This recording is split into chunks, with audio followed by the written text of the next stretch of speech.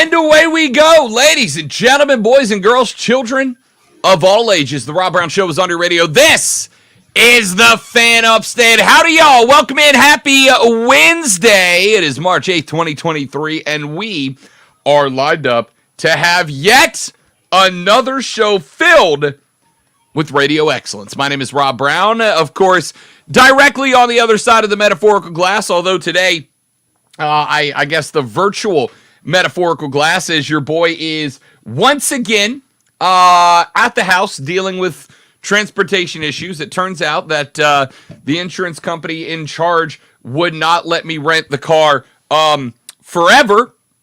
So back in the network studio is the great one, Lonzo. Rob Brown at the Casa de Love today, and we are ever so thrilled, as always, to have you guys along for the ride with us this AM. And what a day it's going to be, though. I will start by telling you, in something that the overwhelming majority of you do not care about, should not care about, will not care about. I had to start the show today, Zoe. Had to start the show today with a TENS unit attached to my shoulder. Now, if you have watched baseball at any point, you probably know what a TENS unit is. They've gotten very popular, predominantly amongst pitchers, but really with anybody with a sore arm. A TENS unit is a little device that connects via some wires to some sticky pads that connect to your body. They stick to you. You send electrical currents through those wires, and they electrically stimulate your muscle and effectively force itself to give itself its own massage, right? It jolts that muscle off and on and on and off and off and on and on and off, and forces it to kind of work itself out. And the reason I had to wear this is not because I watched the World Baseball Classic's opening game last night, which went first pitch at 11 p.m., and got inspired and went out and threw a few dozen heaters at the fence in the backyard. And the reason that I had to do this, Lonzo, is because, I turned 38 about a week ago, and apparently 38's just the age you break down, because I apparently made the critical mistake last night of sleeping in a way that my body did not appreciate, and my right shoulder is absolutely wrecked. See, it used to be when Rob Brown was younger and more formidable back when I would be described less as sturdy and more as strapping, Lonzo. I used to get out on the bump and I would throw 80, 90 pitches. I used to go out onto the basketball court and I'd put up a couple hundred layups, free throws, and threes. I used to go run for 3-4 hours a day playing multiple sports and be just fine. But now, if I sleep the wrong way, if my head is pointed at an incorrect angle during the overnight hours, Rob Brown awakes in dire need of physical therapy, apparently. I just thought we needed some appropriate music for the Your sarcastic sympathy is noted but not appreciated. All right, let me stop you there. This is like the third time you've done that. I think that the electric thing is actually shocking you, and it's causing you to lisp. So for you guys playing at home, see how many times Rob does that today in the show. I don't know what is going on with me right now. It's those of you, shock, dude. That's what it is. And by the way, I had the same problem like yesterday, and I rubbed some dirt on it. That's all I'm saying, man. But now we see how the 1%ers roll when they have a problem. You actually just have that in your house, or did you go buy it? Oh no, I've owned this since college maybe. Wow. And it worked for. Listen, I can't tell you that it definitively works. There's a wire loose. That's why you keep going. I can't tell you that it definitively works. All I can tell you is that it's better than nothing right now. because I got up this AM. You know, the lady friend and I both wake up between 5:30 and 6 a.m. Ordinarily, I'm out the door between 6:15 and 6:30. She's out around 7:30. I got up this morning and am going to I walked outside because I was going to bring the motorcycle to work today, right? I don't have a choice until I get a new vehicle. The motocicleta is the only mode of transportation that I have available to me right now. So I got up this morning and went outside, and the motorcycle wouldn't start. So I connected it to her car. I jumped it. It ran, but I found out that the alternator in the motorcycle, unlike a car, right? Like you turn on your car, your alternator directs a current back into the battery and it charges up the battery for you as the car runs. With the motorcycle, or at least the one that I have, the motorcycle has to actually be moving. It has to actually be running. So basically, long story short, the bike is dead and Rob is stuck at the house today until I can Uber up to the old AutoZone and get myself a new motorcycle battery. And I was ordinarily, I actually prefer to be in the studio. I actually prefer to be at work. I'm more dialed in. I'm more focused. I'm more ready. There's fewer distractions, etc., etc. But I was actually glad today, to some degree, that I would be working at the house because my shoulder doesn't work. And not for a cool reason, right? Like, it would be cool if I played some pickup ball yesterday and I threw down a hammer dunk over and postered a guy, and then on the way down, he chucked me into a wall and it banged me up a little bit. That'd be a great story. It would be cool. That used to happen all the time on the playground, I'm sure. For sure. It would be cool if, like, I went to the shooting range yesterday and I put a few dozen rounds downrange and my shoulder was a little sore from eating up the shock, eating up the bump of a rifle or something because I was putting in target practice. That would be cool. No. The reason Rob is at the house, aside from a car accident, the reason Rob is at the house is because his right shoulder doesn't work because he slept the wrong way. Do you understand what a shot to my ego that is? Do you understand what a shot to my fragile masculinity it is? To go from, at one point, an athlete who participated in 4 to 7 sports year-round all the way through college, who was in good shape with a six-pack and a jump shot, who now can't sleep without injuring himself.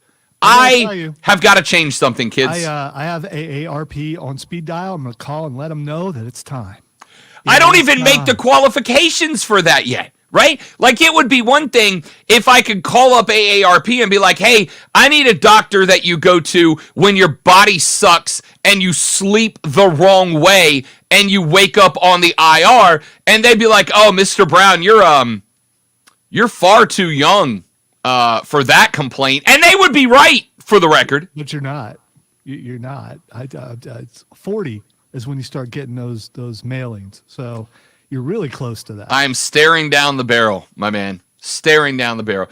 Ladies and gentlemen, we have got a booked up show for you today. A lot of things that we need to get into on the radio broadcast. The NFL, wildly busy right now. We had franchise tag deadline yesterday.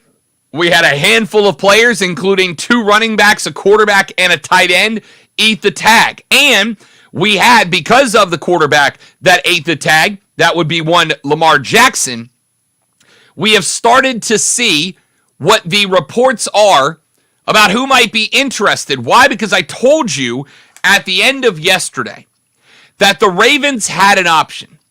They could either give Lamar Jackson the exclusive franchise tag, which means that they would have owed him around $45.2 million. It is the average salary of the top 5 players paid at that position for the next season.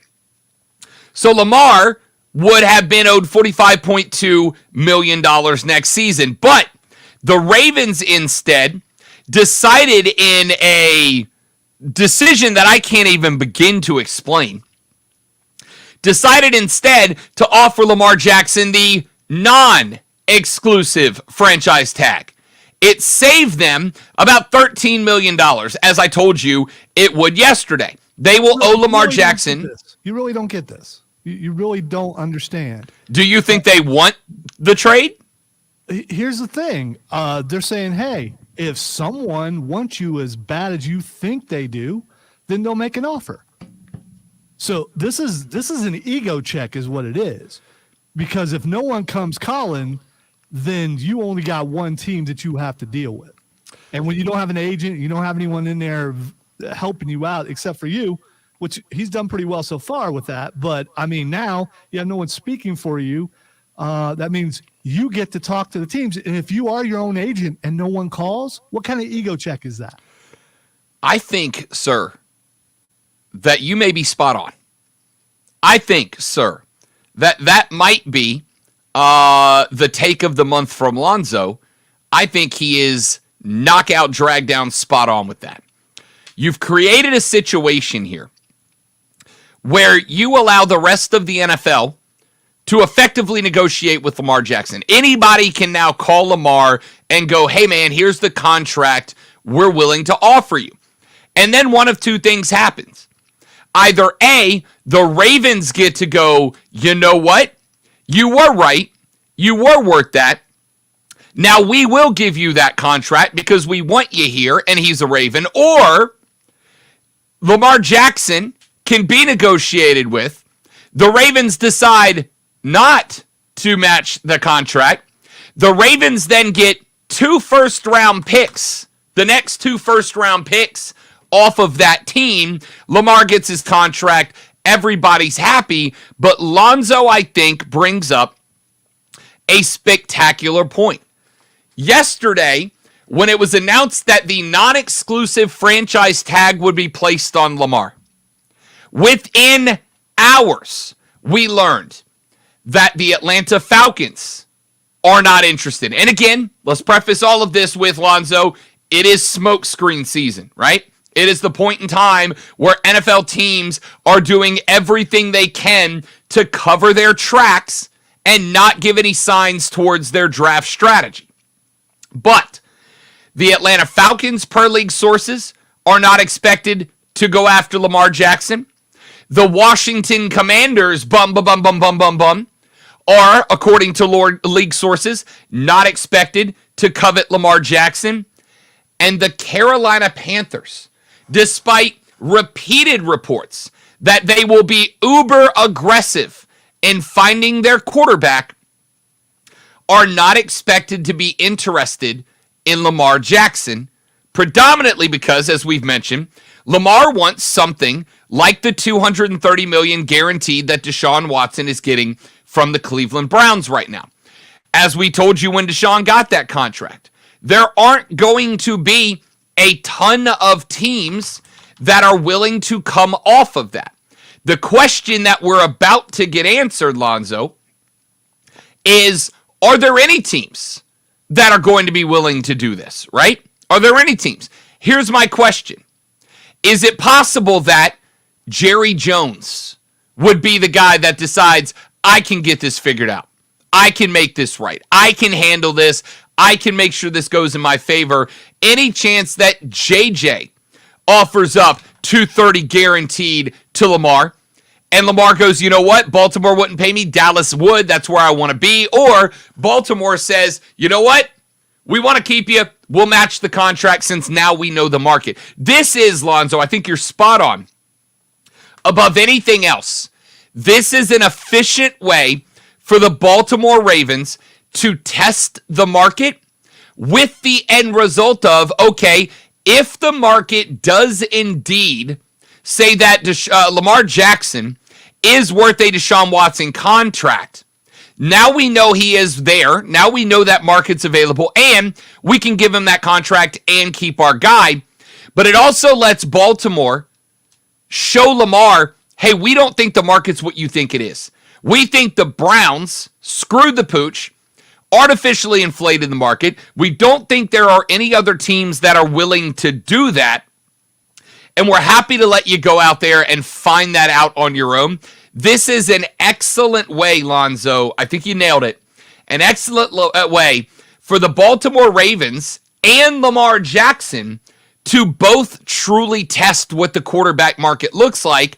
And if there is a contract for Lamar, the Ravens can match it or get to first. And if there's not a quarterback contract for Lamar available, the Ravens don't screw themselves by giving him one. They can match whatever he's offered and go, and by the way, Lamar, nobody else was going to give you more than that, because if they were, they would have. It's actually, I'm glad you said that, Zoe. It's actually a brilliant play. Well done. See, the only downside that I can see to this is, do you deflate his ego to the degree where if you keep him, that he doesn't play well, that he goes out and is like, you know what, nobody wants me, and kind of is down. I don't think he's that kind of guy. I think he gets on the field, he wants to win every time. But I'm going to be interested to see if anyone comes calling, because again, they have to talk directly to him. And if his phone does not ring, man, think about that. If you put yourself out like that and no one calls you, how would that make you feel? I'm lonely, so very lonely. Nobody loves me. That might be, sincerely, that might be the reality here, right? Now, do I think that Lamar takes that hit to the old ego and it impacts his play mentally? I don't know. I'm not Lamar, nor am I a psychologist or a therapist. I don't know what the mental impact on this might be for Lamar Jackson. It's abso-freaking-lutely possible that it does ding the ego. It does ding the confidence. Lamar's going, wait a minute, I'm not as good as Deshaun? Is that what you're telling me? And it impacts him. Or the exact opposite could also be true. Lamar Jackson goes, ain't none of y'all bleeps think I'm worth it? Well, I'm about to ball out and show you. And Lamar comes out and has a career year, right? That's absolutely also a possibility. What I do know about this entire situation is it has created a conflict between Lamar and Baltimore that they don't have to, neither one of them has to be the bad guy here, right?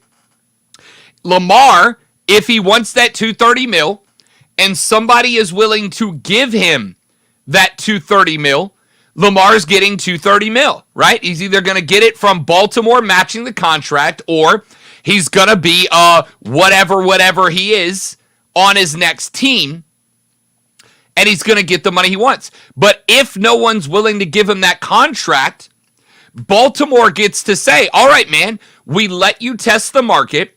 We let you play with the numbers. Obviously, the market's not there. You now know that Cleveland made a mistake, not a great investment. However, we are still willing to make sure that you are paid the way that you would have been paid had you gone somewhere else. I think this is a solid solution from Baltimore, Lonzo, because nobody really has to be the bad guy. And I think it works out fine. But we'll see. Yeah, we'll see. I agree with you. I don't think he's the guy that gets down in the dumps. I think he bet on himself this entire time.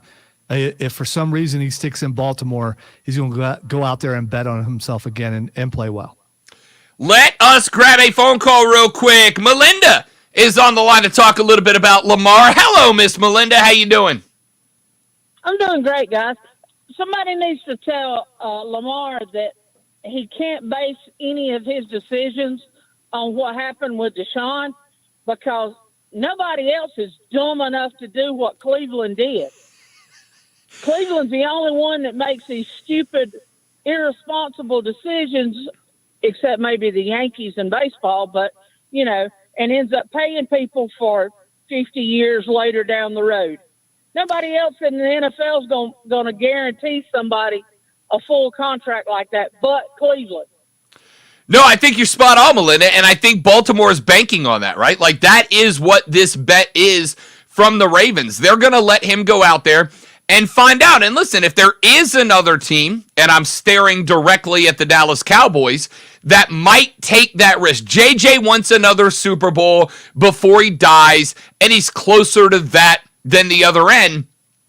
If JJ is willing to invest, I mean, maybe, and then Baltimore can go, okay, you know what? It wasn't just Cleveland being stupid. That is the new market, and we've got to figure it out. But it also lets Baltimore show Lamar Jackson, no, dude, Cleveland did it. Cleveland was dumb. Cleveland paid way more than the market calls for, and we're going to prove that to you. I agree with you. Cleveland's contract for Deshaun Watson, especially with everything he was going through off the field, was irresponsible. Yep. It was well above market value, and they are going to pay the price for many, many years, especially if Deshaun never bounces back. But Melinda, I think that's exactly what the Ravens are banking on here, is effectively proving to Lamar, it's not just that we don't want to give you that, it's that nobody wants to give you that.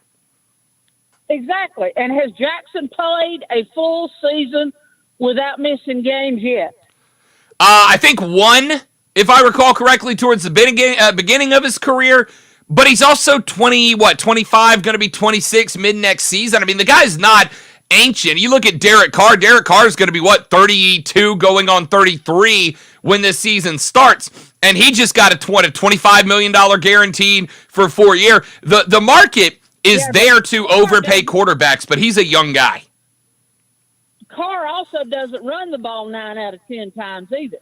Yeah, so we talked about this yesterday on the show, Melinda. It is a bit of a misnomer that Lamar Jackson's a run-first quarterback. I think people look at Lamar and they think Michael Vick. Like he runs the way Michael Vick used to, where Vick had 12 or 13 designed runs per game. In wins, Lamar Jackson only runs the ball 10 or 11 times a game, and only about 4 to 5 of those are designed runs.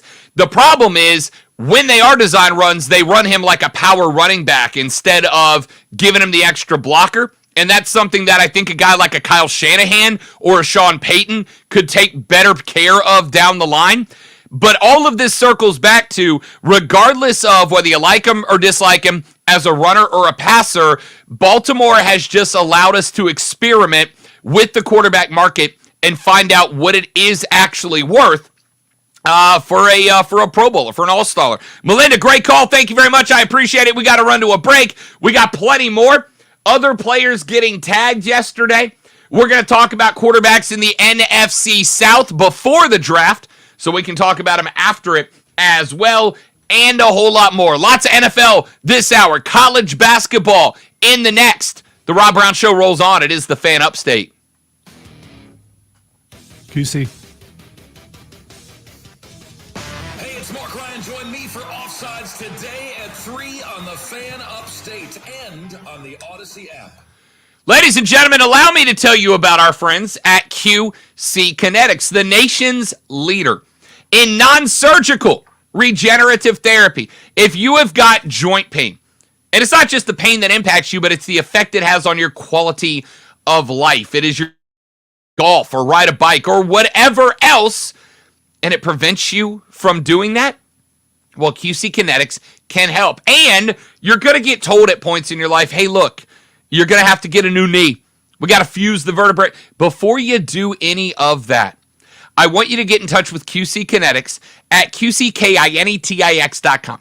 QCkinetics.com. And when you do, they are going to explain the science of how they harness your body's own natural healing abilities. You know, like when you were younger and you didn't have to fight joint pain.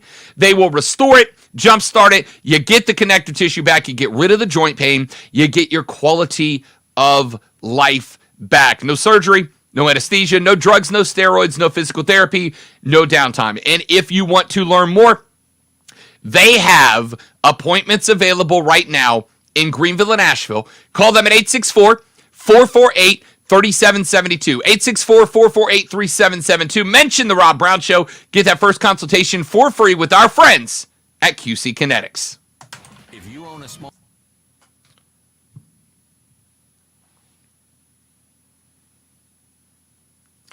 Hudson said, can they help with sleep-related injuries?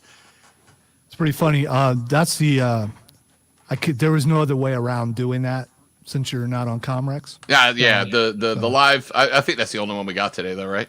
It is. So Okay. All right, be right back. Same here, people. I'll be right back.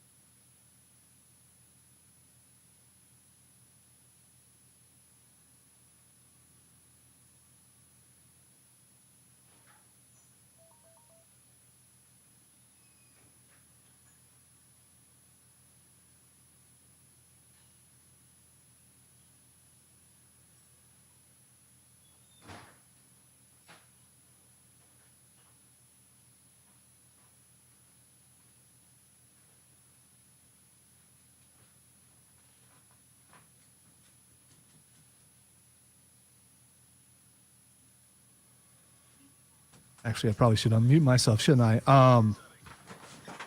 We're having some equipment problems. So normally, if we had the equipment that we would normally have, I would be able to take care of that. But we didn't. We couldn't. So we just did what we did.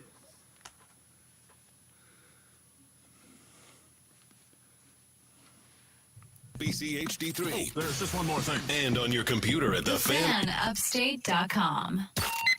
Get in the game on the Rob Brown Show. Only on the Fan. The Fan. Upstate.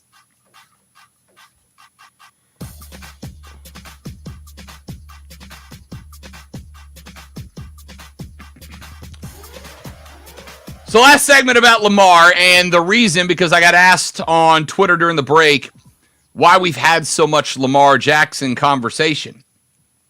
I think part of the reason we had so much conversation about Lamar Jackson predominantly is because Lamar Jackson is the next domino to fall in the National Football League, right? Now that he is tagged, now that negotiations can take place between Lamar Jackson and any other NFL program, now it looks like Lamar Jackson is the next domino to fall. After him, Aaron Rodgers. And there is a part of me, Lonzo thinks that Aaron Rodgers genuinely enjoys the trolling, right? Like he is enjoying keeping people strung out and having to wait to find out where that next paycheck is coming from. And I don't think it's a bad thought, to be honest. By the way, there is activity on the Aaron Rodgers front. So there is. I saw that, and we'll be coming to that in a minute. But what I found interesting was I decided during the break to go take a look because, again, ladies and gentlemen, if you have a question about anything that may or may not happen in sports, the first thing you should do is check the Vegas odds, right? People in Las Vegas are paid mucho dinero in order to win your money, right? They want to know what's going on, and they are going to be working sources and phone lines harder than any Adam Schefter in the game. So I went and I pulled up the odds for Lamar Jackson's next football team. And they are listed and available to be wagered upon. Lonzo, there are 3 teams listed as having shorter odds to employ Lamar Jackson as their starting quarterback next year above the Baltimore Ravens. Would you like to take a stab at who they are? So these are 3 teams that they believe would want Lamar Jackson. Have better odds to employ Lamar Jackson next year than the Ravens, correct? Well, since you've mentioned Dallas so much, I'm going to throw that in there, although I'm not so sure about that. Then I'm going to go with Atlanta. And then the third one will be one that I believe would be a local thing, and that would be Carolina. You are 1 for 3, sir. You Yes. are 1 for 3. Cool. The third shortest odds, I should say. The third shortest odds, the Baltimore Ravens are plus 600. The New York Jets are plus 500. Now, that one's interesting because keep in mind, the Jets have been making a heavy push for Aaron Rodgers, right? They got them googly eyes towards him. Like They hey, man, do. hey, They come have been here. tweeting Aaron with the heart eyes emoji for about 2 months now. Okay? So, the Jets are also, according to Las Vegas, the third shortest odds to land Lamar Jackson. The shortest odds in the NFL, the best odds, are the Las Vegas Raiders at plus 200 right now. Now, if you're keeping score at home, plus 115 is ordinarily what we would call around even odds. Plus 100 to plus 115, we would traditionally call even odds, right? Even money. They are at plus 200, 2-1 odds to land Lamar Jackson. That is better than every other team in the NFL. The team wedged in the middle between the two of them is the one Lonzo got correct. The Carolina Panthers at plus 350. Plus 350. So you are longer odds than the Raiders, but shorter odds than the Jets at plus 350. That comes less than a day after the reports started dropping. I saw Diana Rossini from ESPN was the first one to drop this report that the Panthers were not interested in Lamar Jackson, or at least were not interested in paying Lamar Jackson. But the reason I truly believe that door remains open for Carolina, Lonzo, is there is a number somewhere that is between the $45 million that the Ravens would have had to pay Lamar to exclusively tag him, right? And the $230 guaranteed for probably 5 or 6 years that Deshaun Watson got. There's a number in between those two that you would get him away from the Ravens but not have to give him a Deshaun Watson caliber contract. And as aggressive as David Tepper has said that he plans on being moving forward, that number might not be a number that Carolina is unwilling to come off of. So they are absolutely, despite reports to the contrary, I think, they are absolutely going to be worthy to have the conversation with Lamar of, look, dude, we're not giving you $230 million for 6, but what if we gave you $175 for 5, right? What if we gave you a very competitive number, a number that still makes you the second or third highest paid quarterback in the National Football League, and we did so in a way that you would be fully in charge as the franchise player here, and I think that could work. All right. The more reports I hear, the more I believe, the more I get excited from the Carolina standpoint that they're actually going to do what I think they should do. The fact that they're supposedly out on Lamar, I think they are out on Lamar. I think they're going to do what Rashad and I have been calling for them to do. They're going to trade up to number 1 and take a young quarterback. That is the move, absolutely the move to make. Because whatever you throw out there for Lamar, Baltimore can match. How far are you willing to go? How much are you willing to offer him to get him away from that team? And I don't know if there's any team out there that'd be willing to do it. Although the fact that the Raiders odds are pretty high, I didn't really think about the Raiders. That might be the one team. So there's a couple of aspects to this, I think. And I would start with, keep in mind that if you put your number on the table to Lamar, let's say it's 175 for 4 or 175 for 5, right? 175 for 5, which honestly for me is absolutely worth it, and 2 first-round picks to Baltimore. That's how this works. You're going to have to go around 175 for 5, and you're going to have to give up 2 firsts.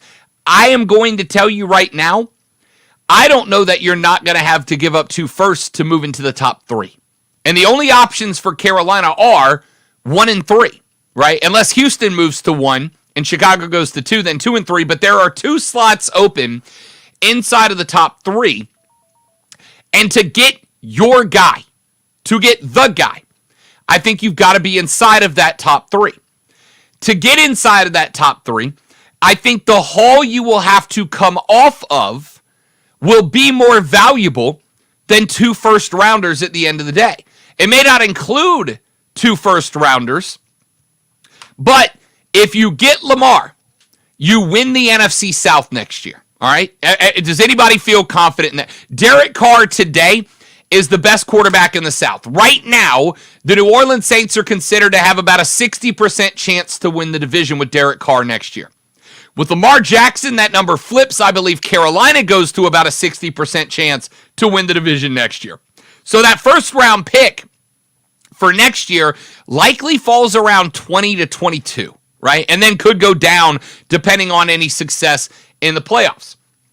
If you go get a CJ Stroud or a Bryce Young or an Anthony Richardson, the value of picks, the haul you're going to have to give away, will be more valuable than 2 first-round picks, and you are taking a commodity you have to gamble on as opposed to a commodity of which the value is already known in Lamar Jackson. We know what Lamar is. We know what Lamar can do. It's not so much a gamble there as CJ would be. It is a gamble for Lamar. As Melinda pointed out earlier, he's injured a lot. He really is. So, I mean, you're taking a shot on someone who hasn't been labeled injury prone, even though he hasn't really finished too many seasons. And yeah, I get he's younger and the potential's there, but you're going to have to change your offense. You're going to have to do a lot of things for a guy who may not make it through the whole season. So I went to DraftSharks.com. DraftSharks.com, because again, Vegas does sports journalism unintentionally better than most journalists do it intentionally. They went and they compiled every injury that Lamar Jackson has sustained in his career. Here's all of them, okay? 2015, he had a pedal ankle sprain. He missed a single game as a freshman at Louisville. In 2020, he missed practice ahead of week 5 due to a knee injury. He played that week. January 16, 2021, he suffers a grade 1 concussion during the last play of the third quarter during the divisional round game at Buffalo. They would lose that game, so he missed no time. In 2021, late September, a back lower lumbar sprain. He did play the next week, did not miss any time. December 12th, 2021, a few weeks later, another pedal ankle sprain. In week 14, he missed the rest of the regular season, a total of 2 more games. And then December 4th, 2022, this past season, he missed the final 6 games, including the wild card matchup with Cincinnati. Now, that was the most significant injury, but I also want you to keep in mind, there are a lot of people, myself included, who believe that Lamar Jackson could have come back, but elected not to as kind of a finger wag at the Ravens. Look what you don't have. You were an AFC wild card, and I got you to that point and then you kind of slowed up at the end without me. That's what I bring to this team. You could have been a divisional contender if I was available to you. I'm not saying this is a fact. I'm not a journalist. I don't have hashtag sources. But what I can say is there are a lot of people, myself included, who believe that Jackson could have come back at the end of the year, specifically in the playoff game, but elected not to, as a kind of illustration to Baltimore about why they should play him. Now, that may, and I suspect Lonzo might be in this group, if that is the case, if Lamar could have returned but elected not to in order to protect himself, to prove his point to Baltimore, and to get paid this season, there's a lot of people who might say, well, then Lamar put himself above the team, and I don't want a guy like that on my team, right? And I would understand that argument. But unless that's proven, then it's kind of a hypothetical conversation in the first place. And even if that is true, I am very rarely going to fault a guy for protecting himself over $30 million when the potential for $175 million is on the table. That is a gulf of difference between the two. So looking back through his injury history, he has missed a grand total of, 3 weeks there. 2 games there. He missed no games. He's missed 8 games since 2020 in total. Lonzo, that's not an extensive list of injuries like people want you to think that it is. It's not. But so why is the perception out there that he is injured all the time? I mean, because I think you ask the average fan, if they're not a Baltimore fan, they're thinking that he's hurt all the time. I think it's recency bias, right? I think it's a recency bias. I think that it is a proven logical fallacy amongst human beings that we tend to put an emphasis on our recent experience as opposed to looking at the big picture, right? We tend to look at what has happened recently and think that's the case when that's not necessarily true. Lamar missed 6 games, 5 regular season and 1 playoff game this past season. And so everybody looks and goes, oh, he's hurt. He's missed a lot of time. He really hasn't. He missed 1 game at Louisville. He's missed 8 total games throughout his career, according to DraftSharks.com. That's not really an extensive list of games. He has missed since 2020 less than half of a full season combined as a rushing quarterback, which also, by the way, perception is he's a rushing quarterback and he's really not that either. So, again, the point that I'm making here is 2 firsts and a fat contract for a guy that is proven versus a small contract but a haul of draft picks that is worth more than 2 firsts to get an unproven college kid. I'm just saying I know which way I lean. So there you go. There's some thoughts. The Panthers should trade all their picks and go up and get CJ Stroud. Let's take a break. We'll come back. We'll wrap up hour number 1 with your thoughts. I want you to hit me with them right now, and you can do so by texting 71307. Start your text with FAN. FAN, FAN, 71307. Start your text with FAN. We'll read them on the air. You can also give us a buzz and come on the air at 844-326-3663. We'll address the rest of these thoughts when we come back on The Rob Brown Show and the Fan Upstate. 97.7 FM Greenville. 97.1 FM Spartanburg. And on the Odyssey app. Upstate. I'm Chuck Sanders. Here's the sports. My headphone keeps giving me this weird alarm sound. They won the CAA title. Yeah, I was going to mention that to you. Oh, you could hear it? Good. Yes. First round. Well, it's plugged in, Tuesday, Georgia Tech beat so I don't know what it is. 61-60. Boston College over Louisville 80-62. Virginia Tech beat Notre Dame 67-64. Today, Wake Forest battles Syracuse. Georgia Tech against Pitt. Boston College battles North Carolina. Virginia Tech squares. Did you end off up with watching NC any State. of Indiana Kelsey on Illinois Saturday Night Live? 112, I did not. 105. Was it any good?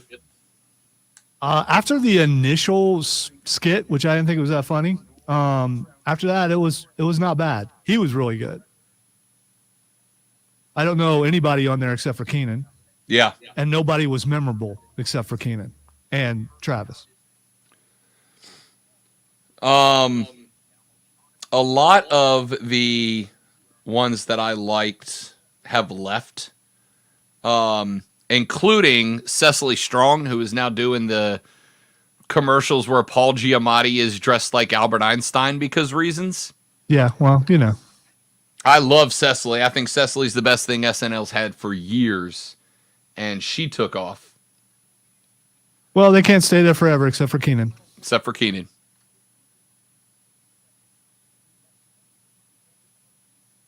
You should look up the skit that they cut. It's kind of messed up. It's an NFL Cares thing. Okay. Yes, and it has Jason in it. It also has Creed Humphrey in it. I will check it It's out. about boyfriends who can't lift up their girlfriends. I haven't heard it with the sound on, so I don't know how bad it is. But I saw it like yesterday pop up on my Twitter feed and was like, "Oh, okay."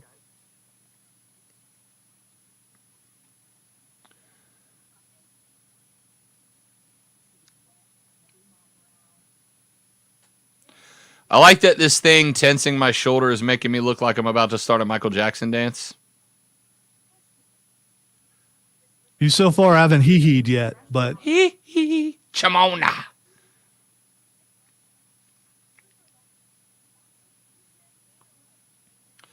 Hey Rob, since you're working remotely, can we all come over for beers? There was a point in time, and I don't know that I'm going to get away with it yet. Though, when we inevitably hit Pat McAfee status, I will. You know that show Drunk History that Comedy Central does or used to do? you're talking to the listeners, of course. Yeah. Well, I mean, you know what I'm talking about. You've seen Drunk History, or you know of it. I've heard of it, but I have no idea what it is. So effectively, The history of drunks, I suppose. no, quite the opposite. They get comedians absolutely thrashed and then have them tell stories about historical figures and events, right? So you get stand-up comedians just hammered drunk and then have them tell important stories from history. It's comedy gold. And then as they're telling the story hammered, they have other comedians act out their stories up to including like having the characters, whenever the drunk person slurs and says something dumb, do that in the recreation skit. It's really funny. Anyway, I have wanted to, in years past, establish a place where no one has to leave after we do it, but just have like 6 mics around a table, have a bunch of dudes knocking back whiskey and watching major like sporting events from history, like old sporting events. Like, let's watch Jordan's flu game. Let's watch The Catch. Let's watch, whatever, the Texas-Oklahoma or the Texas USC national championship game. Let's watch tremendous sports events with 6 or 7 dudes banging neck bottles of whiskey. I bet it would go great. It would definitely be interesting. Oh, yeah, it'd be hilarious.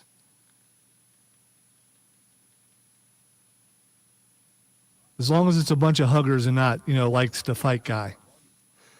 Oh, all of my friends are, I love you, man, guys.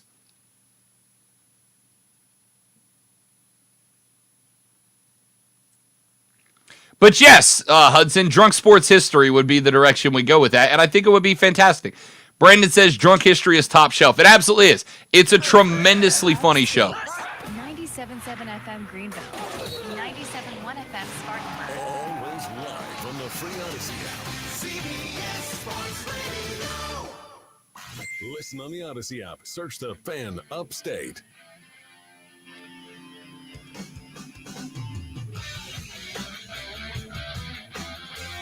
Wrapping up hour number 1 of the Rob Brown Show. We got a couple of other pieces of news and notes out of the National Football League before we put that to bed and shift away in hour number 2. Geno has signed and re-upped in Seattle. Ends up taking a short-term extension with the Seattle Seahawks. No real surprise there. Geno was comeback player of the year for the Hawks this year. Pete Carroll said that in taking a short-term deal, that Geno Smith is betting on himself just a little bit. I love this for Geno, not because I think Geno's a top 7 or top 10 quarterback in the league, Lonzo, but because I don't know that there has been a more victim of circumstance quarterback in the league than Geno Smith. He got his chance after Russell left with no threat, with nobody coming after him, with nobody threatening the job, and Geno Smith was better than anybody expected him to be. I'm glad he got the extension. Good for Geno. Yeah, I'm interested to see if he can repeat and get better from what he did last year, because it definitely was a pleasant surprise from someone who we thought, oh, that's your quarterback? Yeah. Now you can't say that. Yeah, when Russ took off and Geno got the job, we were all like, uh-oh, they're done. Turns out he was okay. Calvin Ridley has been reinstated by the National Football League. He will make his return in week 1 in Jacksonville. Remember, Ridley got sat down because while he was away from the Atlanta Falcons on a mental health break, it also came out that he was gambling on the league. He was making some parlay bets on the league. That remains a no-no despite the fact that Calvin Ridley was not playing. No issue with the reinstatement here, right? He served his suspension. What he did, he could not have had control over as he wasn't currently playing. I'm interested to see what Calvin Ridley can do, because now that guy down in Jacksonville they call Sunshine, wearing number 16, Zoe's got a genuine red zone target now, which is one thing that he sorely lacked in Jacksonville last year. You know, speaking of improving, from year to year, I can't wait to see what he's able to do this year, too. The fact that they made it into the playoffs, yeah, they went up against Kansas City and were competitive. What can he do when he gets some weapons? And of the tags from yesterday, a pair of running backs tagged. Tony Pollard, tagged by the Dallas Cowboys. Josh Jacobs, tagged by the Las Vegas Raiders. Both of those guys are hugely influential running backs. Jacobs, of course, the NFL's leading rusher last year. How about Tony Pollard, a guy that averaged right at 5 yards per touch last year? The guy was a human first down machine, and I think we can say with this tag, Lonzo, that we won't be getting 3,000 "is Zeke done?" takes out of ESPN next year, because now the answer is officially and finally, yup, show is. Let's take a break. When we come back, we got some college shooty hoops to get into. Conference tournaments are underway around the country. We'll take a look at some bracketology, give you some thoughts on some favorites out of the major conferences. We've got some college ball to get into. Day 2 of spring practice for Clemson. We'll talk a little spring ball and more on the Rob Brown Show in the Fan Upstate. Hey, Greenville, Spartanburg. It's March Madness.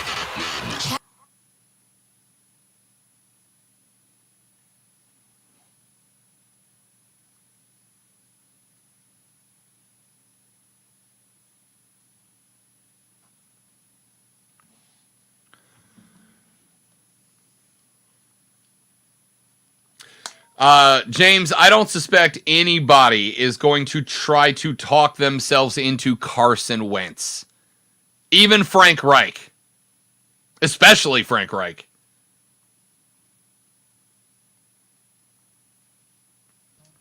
I hope he goes to Tampa Bay.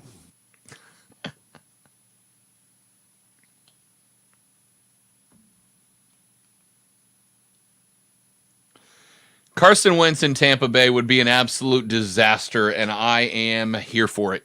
Yeah, me too. I wonder if you were a fan of that team, if you would just suddenly be a fan of another team. If you're a fan of Tampa Bay, you're not a fan of Tampa Bay. You're a fan of the bandwagon.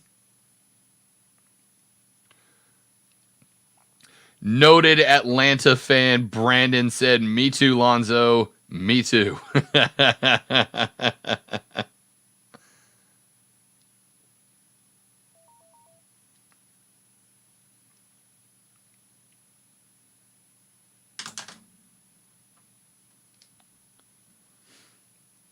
Yeah, man, the FU gear is out in force.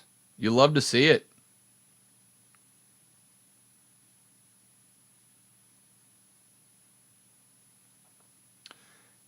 Happy for the Dins.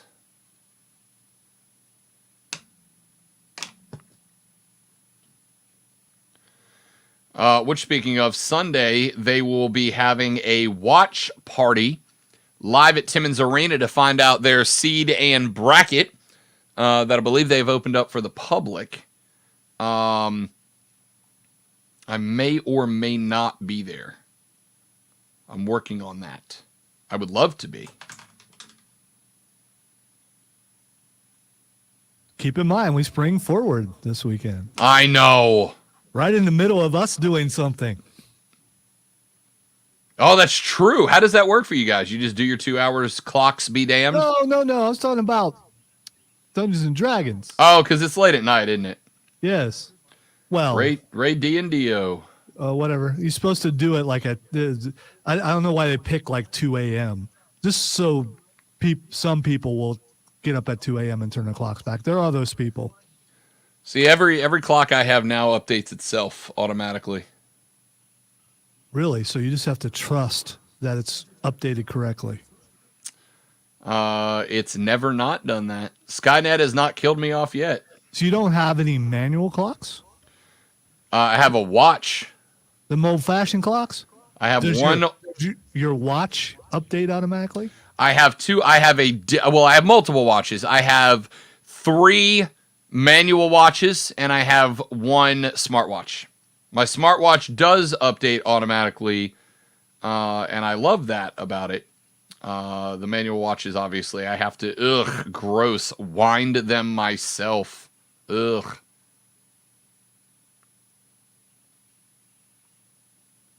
Stop it, James. I have a variety of clocks on purpose because, Although, I guess if an EMP hits, a regular clock won't work either. Or would it? No, they are, gears and springs. Yeah, so it should be. Theoretically, Lonzo, you should be fine.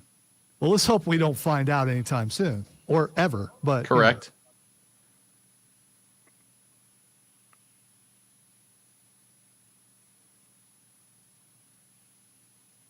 I don't know why my mind goes to Doomsday often lately. I don't know why.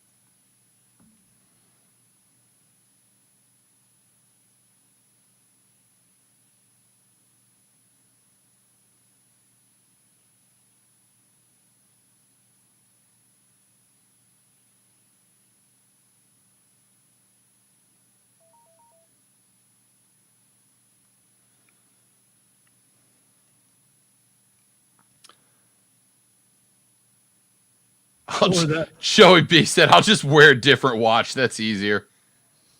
I respect that. He's not wrong. The one you didn't fix last time. Right. Now it's right. This is my daylight savings time watch, and this is my not daylight savings time watch. I have every watch in duplicate.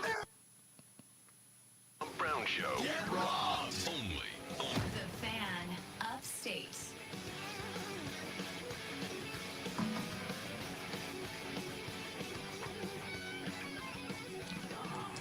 Here we go, ladies and gentlemen. Hour number 2 of the Rob Brown Show is on your radio and on your digital devices around the world. You can get to it a variety of ways. Number 1, come hang out with us on the live stream. We live stream all 3 hours of the show every single day. And all you've got to do is go to facebook.com/thefanupstate. You can go to twitter.com/thefanupstate. Or you can search for The Rob Brown Show and The Fan Upstate on YouTube. You go there, you can watch the stream live, plus Twitch at The Rob Brown Show on Twitch as well. If you are not in a position to stream the show, you can listen to it for free and live in one of 3 ways. If you're in front of a computer, you go to www.thefanupstate.com, and there is a listen live button. You click that, bango, you're in. If you have a smart device like an Alexa, you just say, hey, Alexa, play 97.1 The Fan Upstate, and she will play it for you live and in real time. As, by the way, the one in my bedroom just started doing. So if you don't believe me, there you go. It's in the back room. All right, while you fix that, let me just say, if you have to say www, you don't need to be on the internet. All right, listen. You know, if you ain't figured that out by now, if you go, I need a W and how many W's? I don't know how many W's. You just turn the internet off. It's not Lonzo, are you cognizant of the? Not most of the time. Are you cognizant of the times that you used to make fun of parents, teachers, authority figures, adults when you were a younger person? Rob, who do I not make fun of? Correct. So, growing up at the early stages of the internet, my dad was a radio talk show host many moons ago. Now, he did news talk and real estate, and I broke out of that cycle, thankfully. But my dad did news talk and real estate, and we used to give him grief, Lonzo, because whenever he would say anything about the interwebs on TV, he would say, or on the radio, he would say, yeah, go to www.whatever.com. www. And who was in office at the time? Let's see, this would have been late. No, this would have been late first Bush. Okay, so early Clinton, maybe. So it wasn't during W's reign. No, it wasn't when W was W. It was pre-W. Okay, because so he was saying W before W was president. Listen, W, which is, I believe, the exact pronunciation, is very hard to do, and we're America. We like to do things quickly. Don't look at that. When you say W, do you actually say W? So I do, and here's why. Because I gave my dad absolute and fiery hell for going on the radio. Now, I grew up in a small town, right? I grew up in a small town, smaller town, and my dad was very prominent within the community because he wasn't just like he did a talk show. He had a TV show. He was the #1 mortgage lender in the Florida Panhandle for like many years. My dad was very prominent in the community, and it used to drive me insane that my old man would get on the radio that my friends' parents listened to, and he'd go, and if you'd like to learn more about interest rates, you can go to www. And I'm like, you don't say anything else like that. It's just that. He doesn't go, you just pop on the old internet and hit up the old www.interest.rates.com if you like. My dad would get up on the mic and have a very Rob Brown's NPR voice. And he would say, to learn the latest in real estate across the Florida Panhandle, please feel free to visit www. And it's like, why?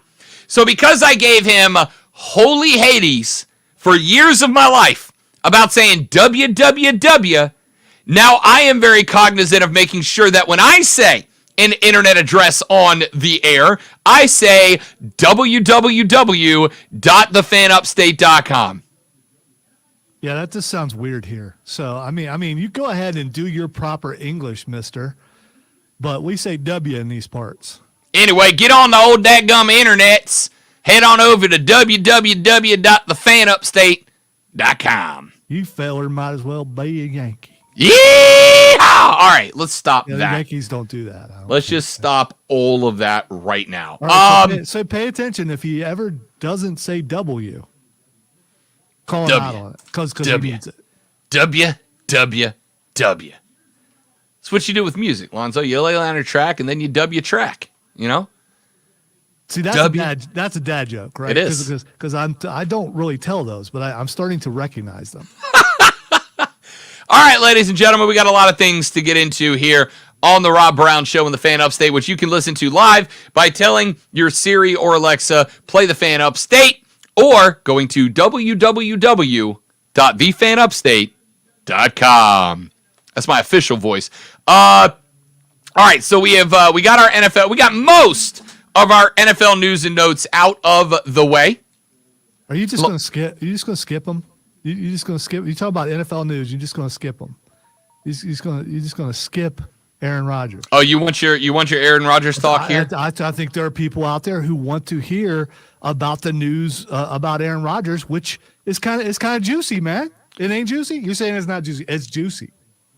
Well, so let me make sure we're on the same page. I will here. say that the stream was all into it earlier when you just mentioned his name about where he might possibly be going, and who might have just flown out to California to talk to him. So, ladies and gentlemen, we have learned two things today. The first is what a team taking over Aaron Rodgers' contract would be locked in for. According to Albert Breer of Sports Illustrated, whose work you can read, by the way, at www.sportsillustrated.com. If you take over Aaron Rodgers' contract for 2023, he would be owed $58.3 million option bonus prorated over 4 years on the cap, a $28.3 million bonus payable within 10 days of the signature, $30 million by September 30th, a $1.165 million base. You would owe him in cash money, $59.465 million, and the cap hit for next year would check in at $15.74 million. That's where that sits right now. And so, what does that mean? What is next? Well, according to Pat Bleeping McAfee, who had Diana Rossini and others reporting to him, the Jets have flown a jet out to Green Bay or California or whatever hobbit hole Aaron Rodgers is currently taking his mushrooms in to have a face-to-face, one-on-one meeting.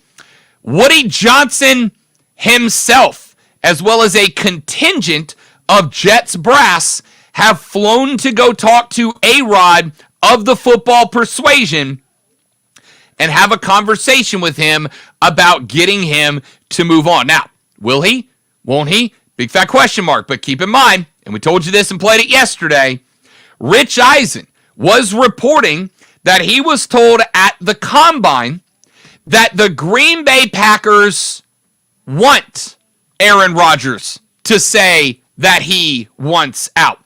The Green Bay Packers want Aaron Rodgers to call his shot, that he no longer wants to be a Packer. Why?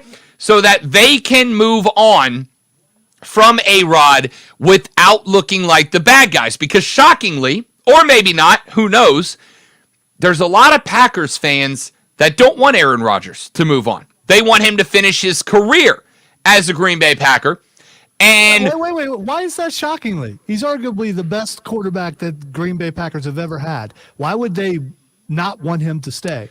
Maybe the drama is being overinflated by the media everywhere, and people hate him because things that he did or did not do, and because he's a little eccentric, and because he's trolling everybody, and you guys are all playing into his hands, and it's masterfully done. And I for one, appreciate it. Here's two reasons. Number one is the fact that Aaron Rodgers, how do I put this? We talked earlier about a lot of people being off of Lamar Jackson because of the fact that he may very well have just refused to play for the Ravens in the playoff game, even though he could have, because he was trying to, as the kids say, secure the bag. And that's a me decision. That's a decision that in professional wrestling, we call going into business for yourself, right? Now, I don't have a problem with it. A lot of people do. I don't know that there's a bigger, the opinion is, I don't even technically agree with it. But I don't know if there's a guy that is more thought of as going into business for himself than Aaron Rodgers, right? And the Packer mentality, of which I am not a fan, but I have multiple friends who are, the Packers mentality has always been, since the Vince Lombardi days, the Packers over everything, including yourself, right? Including yourself. And so there are some people put off by the fact that Aaron Rodgers has put on display the last couple of years, that Aaron Rodgers cares about Aaron Rodgers. I would also say to those people, you got to chill the bleep out. Aaron Rodgers is rapidly approaching 40. The dude's got to get the bag while he's got time for the bag to be gotten. So I don't have an issue with it, but there are some people who do. And so that's why I think that you've probably got a pretty healthy split between Packer bro who wants him back and Packer bro who wants him gone. All right, earlier on the stream, and I don't remember who it was, someone said he wouldn't go to the Jets because that's where Favre went and he couldn't handle the ego hit. But it's the exact opposite. You go to the Jets and you're successful, then you're better than Brett Favre in Green Bay, and you just shown you were better than Brett Favre at the Jets. Why not do that? First and foremost, I think there's an assumption being made that Aaron Rodgers gives a good gosh darn about comparisons to Brett Favre. I don't know that we know that, right? I don't think he's ever said anything about it. I don't think he's ever hinted at it. I don't think there's, frankly, I don't think there is a reason to believe that Aaron Rodgers cares in the least about Brett Favre comparisons. I just don't think that they're there right now. What I would be very interested in is Aaron Rodgers' comments on that, but obviously he is not going to give them to us or comments about anything else. So all we can say right now is that the Jets didn't put together a flight full of their top administrators, including the team owner, by the way, and fly to Green Bay or Las Vegas or Los Angeles or the Shire or wherever Aaron Rodgers is right now without already having Aaron Rodgers agree to a meeting in the first place. Now, that also doesn't mean that Aaron Rodgers is like, yeah, fly on out, bring the contract, and I'll sign it. I'm willing to hear out just about anybody as far as, what are you going to pay me for me to jump ship and move on to your team? And I got no problem with A-Rod doing that, right? But Lamar Jackson is the next domino to fall. Aaron Rodgers is the next after that. And after those two guys come off the board, it is going to be a free-for-all for the four guys in the draft. I don't know that anybody's getting all up in their feels about Carson Wentz. How interesting is it, Lonzo, that despite him being, I think for both you and I, the third most valuable free agent or third most valuable vet quarterback available, have you heard anybody mention anything about Jimmy Garoppolo in the last month and a half? No, and it makes you wonder, is his recovery not going as fast as it's supposed to go? No idea. Or no idea. Maybe it's because of the guys in front of him, and they're getting all the press. And then once those guys are gone, then someone's going to pick up a nice quarterback. it is very interesting, and keep in mind, and we will get away from the NFL stuff here in just a minute, but keep in mind, Joey B says, nope, it's just Woody Johnson standing outside of Aaron's window with a boombox like he's John Cusack. And say anything. You know what? Every time I see Woody Johnson, I think of sitting in a luxury box next to him at Panther Stadium and my wife making fun of him because he was sitting in the next box and she's looking at him and laughing every time the Panthers scored. I think it was a preseason game, and he was ticked. He was calling down to the sidelines, all this kind. I was like, do you know who you're making fun of? And just like with, I'm going to go ahead and say it, just like when she wouldn't let Sami Zayn out in traffic, she don't care. So when Jimmy G lands, and he will, because the reports out of San Francisco right now are that Brock Purdy has avoided Tommy John surgery, which means he is more likely to be available next year. And San Francisco still is willing to give Trey Lance one more opportunity to earn that starting position, which means Garoppolo is the third string quarterback. Now, I don't know what, if any, impact that can, should, or will have on the desirability of Jimmy Garoppolo as a potential trade target or free agent pickup, I should say. But it is quite interesting. Quite interesting. We've got to see what happens with Aaron Rodgers. We've got to see what happens with Lamar Jackson. And I think we've got to see what happens with Jimmy Garoppolo. Everybody else, I think, is by and large largely irrelevant. And then it comes down to, what does the draft board set up like? Let me get Greg in here real quick before we take a break. The first of the hour. Greg, welcome to the show. Good to have you, big dog. Hey, Rob. I have a Aaron Rodgers parody that I'd like to sing for you real quick. Oh, Lord. Parody songs. Let's go. We've been bending over backwards just to make Rodgers happy, and all that he is doing is make a pack of fans feel crappy. It just ain't right for us. Rodgers, will you please leave us? I guess what I am saying is there ain't no better reason to ditch Packer Town and play for the Jets next season. It's what we'd love for you. Your drama makes us blue, 'cause we're so ready for love, love, love. Jordan Love, it cannot wait. I'm sure there's no need to hesitate. Your time is short. Go play for the Jets. We're sure. Ba-ba-ba-ba-da-da-da. I'm out. Greg, a little Jason Mraz cover. I gotta tell you, I was apprehensive out of the gate, Zoe. I was very apprehensive. I didn't screen it. I'm like, okay, I'm gonna take a shot at this and just go ahead and put him on. And I didn't recognize the song at first. It took a little bit for him to get into the beat where I'm like, man, I know this song. And then when he got to the chorus part, I'm like, okay, all right, I get it. I was very apprehensive for two reasons. Number one, I don't like gimmick stealing, and parodies are hot on the Jim Rome show right now, right? So I don't like gimmick stealing, and I was a little worried, but I thought, you know what, I'm going to let Greg go here, and if it's bad, I'll just give Zoe the old cut sign. And it started a bit apprehensive out of the gate, but when he got to love, love, love, love, I was all in. I was very anxious out of the gate, and Greg, I am going to go ahead and say, thumbs up, Rob Brown stamp of approval. That is it rhymed. The phrasing was fine. The timing was good. He didn't change the melody of the song or the rhythm of the song. The problem I have with a lot of parodies is that you change so much about them that the only parody is like you put a word in there that's the same. I think Greg put with what, Lonzo, a solid A-, B+ effort there? It wasn't bad. And I will tell you, Greg, I've got a quick hook. I do. So if I didn't like it, you were not making it through the whole song. Yeah.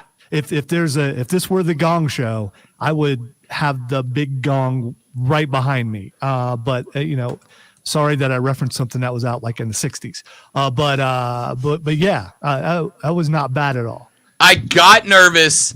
I got apprehensive. I'm not going to lie, Greg. Did you see me turn sideways just in case? I saw Lonzo make the initial move towards the drop button, and I'm like, uh-oh, Greg had better have something good here. But when he turned love, love, love, love into we want Jordan love, love, love, love, I was like, I think Greg put in the time and effort to make that worth our time. A lot of parody guys try to make it up as they go. Greg put in the effort. I don't like gimmick stealing. Parody songs are big on Rome right now. But Greg, I'm going to give you the Rob Brown seal of approval on that. Well, by the way, the parody songs are everywhere. Jim, whatever his name is, he doesn't have a corner of the market just because he decides to do it and no one else can do it.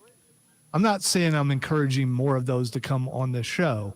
But we're not the only live show on the station. Correct. I do have one more thing, and then we got to run to a break. Lonzo, I hate mock drafts. I love mock drafts, but I hate mock drafts. And I hate mock drafts because every now and then I stumble upon one that makes me want to run headfirst into a wall. Okay? I just came across a mock draft written by a guy that goes by the name of Christian Williams. Christian Williams.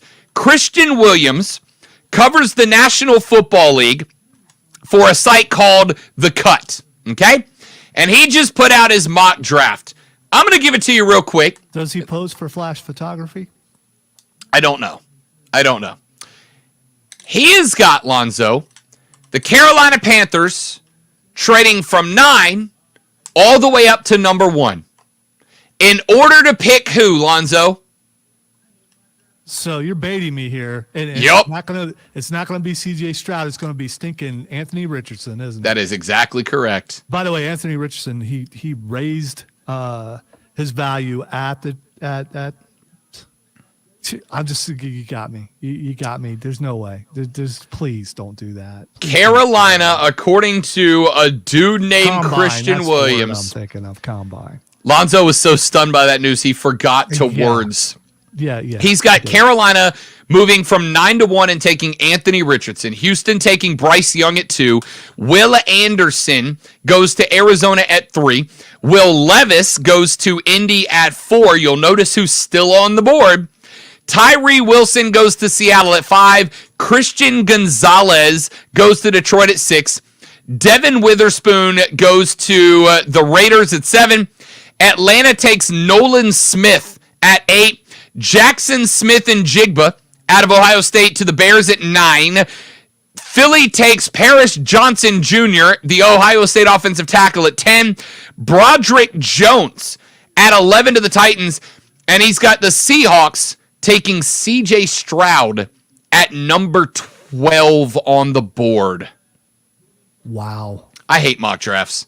I hate them so very, very, very, very much. Is this guy from Michigan? I don't know. Let's take a break. We'll come back here in just a minute. Greg with the parody effort there. Solid effort. Back after this on the Rob Brown Show on the Fan Upstate.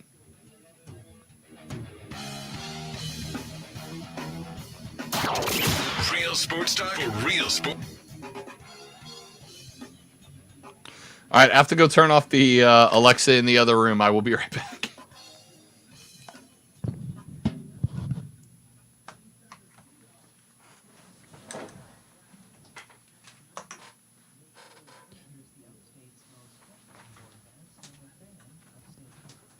So I'm not sure. I'm hearing an echo, so I hope it's loud enough to go, "Hey, Alexa. Hey, Alexa. Alexa. Alexa, play 97.1 The Fan." I don't think it's loud enough. That stinks. That would have been funny.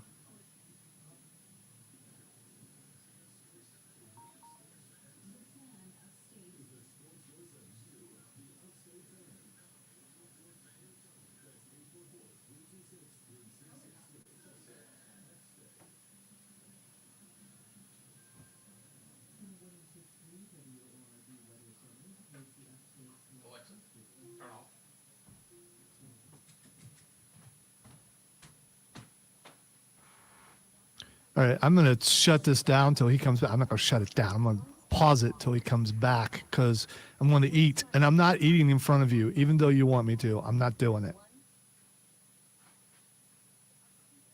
I don't know, James. I wish. Although they are all linked and ready to take over.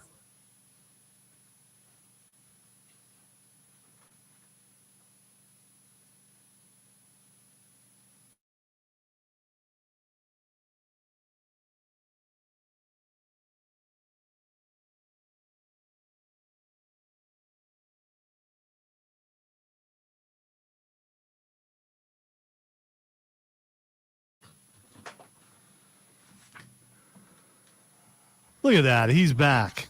Yes, indeed, folks.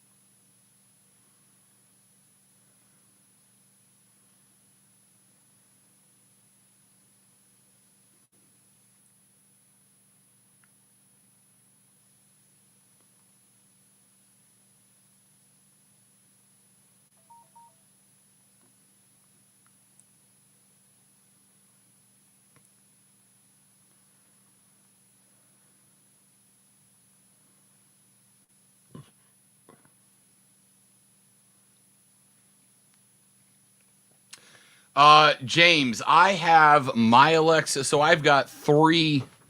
I've got four in the house right now. One in the bedroom, one in this room, one in the kitchen, and one in the guest room. And I have you can network them. So the one in the kitchen and the one in the bedroom are networked together. So the lady friend and I can use them as an intercom in case either one of us is too lazy to walk from one end of the house to the other, which is about 10 yards total. But I can also tell the one in the the one in the kitchen to set an alarm in the bedroom or vice versa or whatever. So they can be grouped together and all operate as a unit. I can tell the one in the bedroom, play 90s country on this group, and she'll play it across all the Alexas. You can link them, but you don't have to.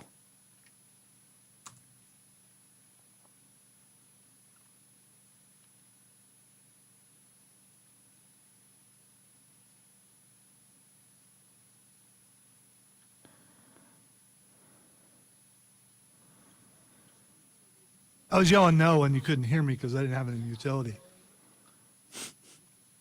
I was yelling it really loud. We didn't hear anything. So do you play the 90s country to torture people? No, I play 90s country because 90s country is one of the best eras, decades, and genres of music out there. How dare you?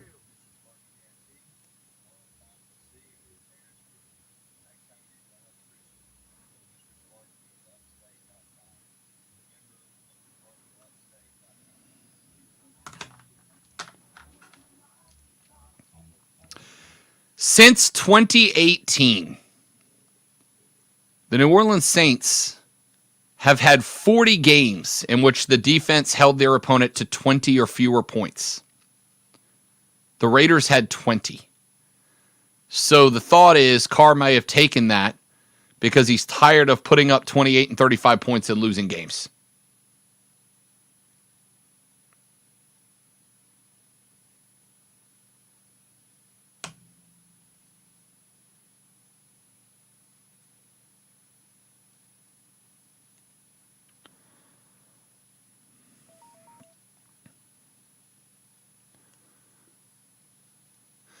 I think, James, the last time the Saints drafted a quarterback in the first round was like 1971 or something like that.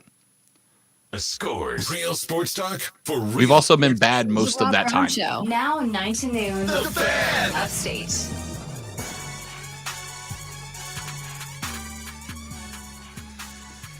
So, I promise we're going to stop talking about NFL free agency and trades at some point. But it's draft season, so that point might be a little ways off in the future. If you're not an NFL guy, hold tight. We're going to get to something else here in mere moments. But you will remember, ladies and gentlemen, that back in the opening segment of this radio broadcast, an hour and a half ago, because time flies when you're winning trophies, I actually put Lonzo, I gave him the old pop quiz to name the 3 teams with the shortest odds to land Lamar Jackson. Those 3 teams were the Las Vegas Raiders, the Carolina Panthers, and the New York Jets. But here's an interesting fact. There's another number that has been moving. Now, the Jets are also considered the odds-on favorite to land Aaron Rodgers. So they're going to get one of those 2 guys. At this point, Vegas is just convinced that the New York Jets are going to land either Jackson or Rodgers. They're going to go all in on either. The numbers for both of those have come up. But here's the really interesting number, Lonzo. Since Monday, according to BetMGM, so 2.5 full days, since Monday, the Jets are the most bet team in terms of number of bets and dollars wagered to win the Super Bowl next year. 20.4% of the tickets put in with BetMGM on your Super Bowl winter, 1 out of every 5 tickets is a ticket for the Jets to win the Super Bowl. And of all the dollars that have flowed into BetMGM for your Super Bowl winner this season, 33% of those dollars, 1 out of every $3 right now, is going to bet on the New York Jets. Is that just because they're such a long shot and so people would make more money by betting them, or everyone actually believes that they're going to be in the Super Bowl? Well, I think that when you look at how much better the Jets were this year than they have been in the last handful of years, when you look at the fact that the Jets ended this year 7-10, but inside of that 7, you look at a 6-game losing streak to end the season that included a 5-point loss to a playoff Minnesota team, an 8-point loss to a playoff Buffalo team, a 3-point loss to the NFL Cinderella story, the Detroit Lions, and a 5-point loss on the road at the Miami Dolphins, another playoff team. And I think the thought here is if you have Aaron Rodgers or Lamar Jackson playing in front of Zach Wilson or playing in front of Mike White or playing in front of Joe Flacco, that you can turn 3 or 4 of those 6 L's into wins, and you're probably looking at a 13, 14 win ball club all of the sudden, right? So that tells you what the quarterback means at the NFL. The fact that they have this team, right? They have this team. This team is fully built. This team is ready-made. And adding a franchise quarterback takes them this far with bettors. I don't know how to impress upon you guys. As a sports gambler, as a Vegas guy, as a guy who loves reading into these numbers, I do not know how to impress upon you how ridiculous it is that 1 out of every $3 period total end of conversation is going on any one team. For if it was the Chiefs, I would say that's ridiculous. If it was the Bills, I'd say it was ridiculous. If it was on the Eagles to repeat, or the 49ers to get there. I would say that these are stone cold, ridiculous numbers. 1 out of every $3 and 1 out of every 5 tickets. So not only is 1 out of every 5 tickets going to the Jets, but of those 1 out of every 5 tickets, the majority of them are big time dollars. These are people dropping big bucks, big wagers on the New York Jets. And it is not because, Lonzo, they have Lamar Jackson or Aaron Rodgers. It's because they might get Lamar Jackson or Aaron Rodgers, right? This is a pre-quarterback acquisition bet. That's pretty damn ridiculous, if we're being honest. That's a lot of money. Yeah, I mean, I appreciate your enthusiasm, Jets fans, but what do you know that we don't know? Man, I just don't get it. I don't.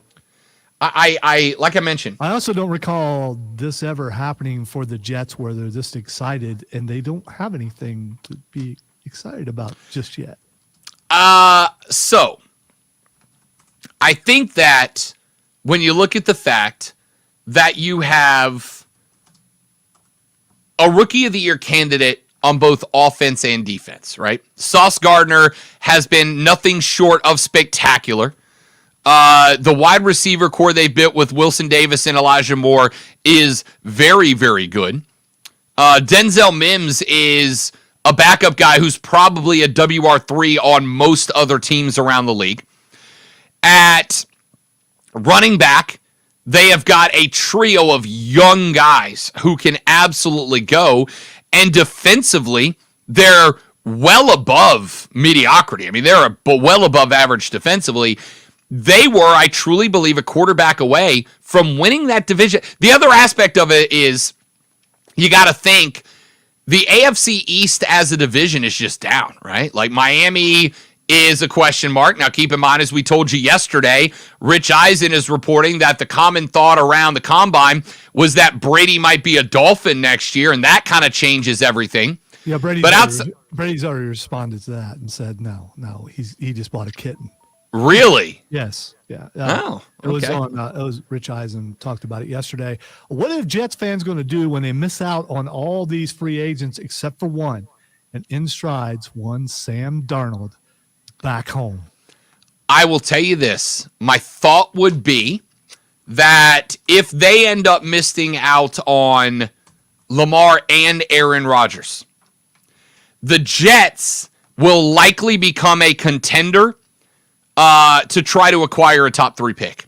They likely call Arizona immediately and go, we got to make a move. They are sitting at 13, so they're, slightly above being right in the middle of the draft.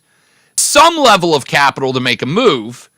I would think that if you're Carolina, unless you want Lamar or you want Aaron Rodgers, you kind of want the Jets to land one of the two of them. A, keeps them out of the NFC. Lamar or Rodgers keeps one of the two of them out of the NFC. And B, it ends up creating a spot where you've got one less competitor looking to get up to 1 or 3 that raises the value of trading up there. I already think that Carolina's got to come off of a haul that, while it may not include 2 first-round picks, may ultimately be more valuable than 2 first-round picks to get Lamar Jackson, which is why that's the direction I would like them to go. But if Lamar's not an option, I kind of want him to be in New York because it takes New York out of the bidding war and it gives you a slightly cheaper move to get to 3-1 or get your guy. That's the way it plays out in my head. Joey B just said, just read a mock that has 8 quarterbacks going in the first 3 rounds. There's no way that class is that good. It's not. And I've said, I really think if Richardson, if Levis are in a draft 5 years ago, they're 2nd round, maybe 3rd round guys, right? But this is a direct consequence of the NFL becoming such a quarterback league. This is a direct response to the NFL establishing a system where quarterback success is the most important thing to their ratings, which then generates a system on the field where quarterbacks are set up for success, which generates the consequence of if you want to win, you have to have a quarterback, right? You have to have a quarterback, and you go from, we are going to use our first round selection on a non-quarterback that we are, a guy like Jalen Carter, a guy that has every tool and has proven that he plays at an NFL level, a guy that is almost a guaranteed success story before he even straps on an NFL Shield helmet. Instead of taking a guy that is a guaranteed contributor, defensive line, linebacker, whatever, we are going to gamble our first round pick on a guy that we have no reason to believe he will or will not fail at the next level. And that is why guys like Levis and Richardson, second or third round guys in years past, are going to be top 10 picks. It is the reason that a guy like a McKee out of Stanford, a guy that 5 or 6 years ago was likely a fourth or fifth round pick, is going to come off the board in the second round. It is a reason that a guy like Hendon Hooker, who is a more unpolished C.J. Stroud coming off of major knee reconstruction surgery, is going to be a late second round guy. It is why Stetson Bennett, a guy that is a fifth or sixth rounder in years past, is going to come off the board as high as the early third round. Because at this point, it is less about finding guaranteed success at one of 22 positions and more about gambling on potential success at one. That is the unintended but very real consequence of the NFL the last few years deciding to make the league as quarterback friendly as it can possibly be. It is all about making sure that offenses put up numbers, that offenses put up touchdowns. To do that, you make the life of the quarterback easier, which means you live or die by the quarterback, and you have teams that begin gambling on guys well ahead of where ordinarily you would think they grade out. That is this result. That's what you're looking at. Let's take a break. We'll come back, wrap up hour number 2. I am Rob Brown. The great one, Lonzo, is at the board, and you, ladies and gentlemen, are listening to The Rob Brown Show on the Fan Upstate. Listen on your phone. Download the Odyssey app and search The Fan.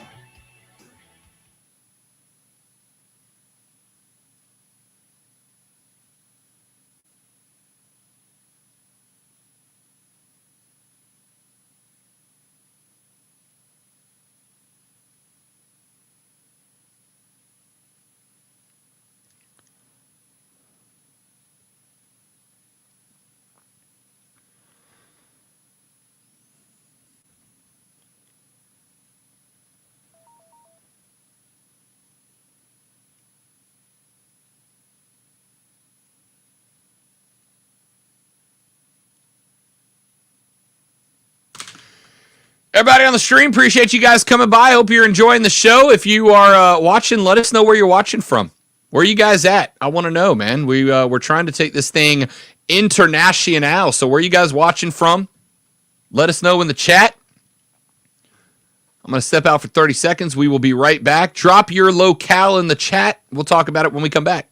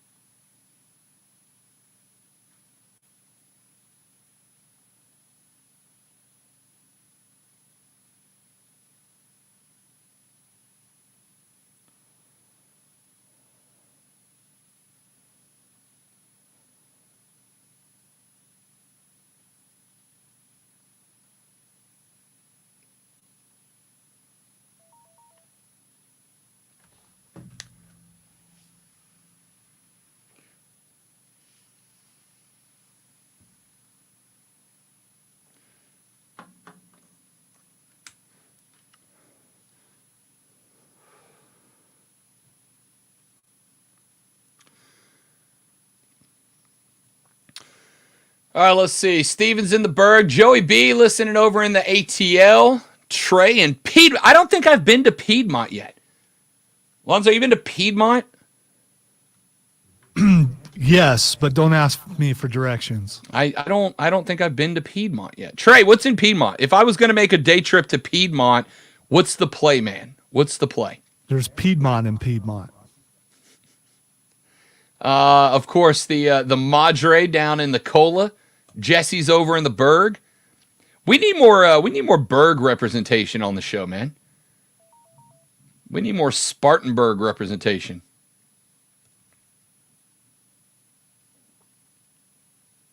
Perhaps if there's a restaurant, an establishment over in Spartanburg would like to have us out for a little lunch gathering. Yeah, man. We could, get some more people aware of the show. Just saying. Contact downstairs, please.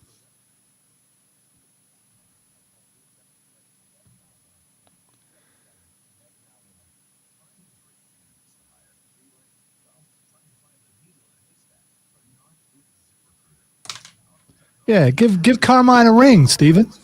Come on.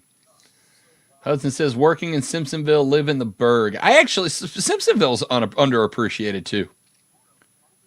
There's a lot of it. That's where your movie theater is, isn't it? The one you go to? Yes. And that's where I shop and all that kind of stuff. Yeah, I've been to Simpsonville many times.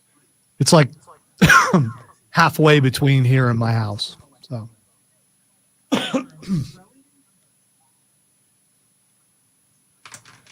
Spartanburg Martial Arts, trying to help teach kids character and self-defense skills along the way. I love it, Jesse. That's awesome. I did martial arts for like 6 months when I was a kid. I'll say it sounds like Rob is volunteering to come over and be. Are there adult classes, Jesse? That's a sincere question. I would probably get back into it if for no other reason, just to get back in shape. You hurt yourself sleeping last night. I know. Probably not a good move. I can't even win a fight against sleeping. From the free Odyssey app. CBS Sports Radio. Always streaming wherever you are on the Odyssey app. Make the Fan Upstate a favorite. So on the stream, facebook.com/thefanupstate, twitter.com/thefanupstate, or by searching and subscribing to the Fan Up Show on YouTube or the Rob Brown Show on YouTube or Twitch.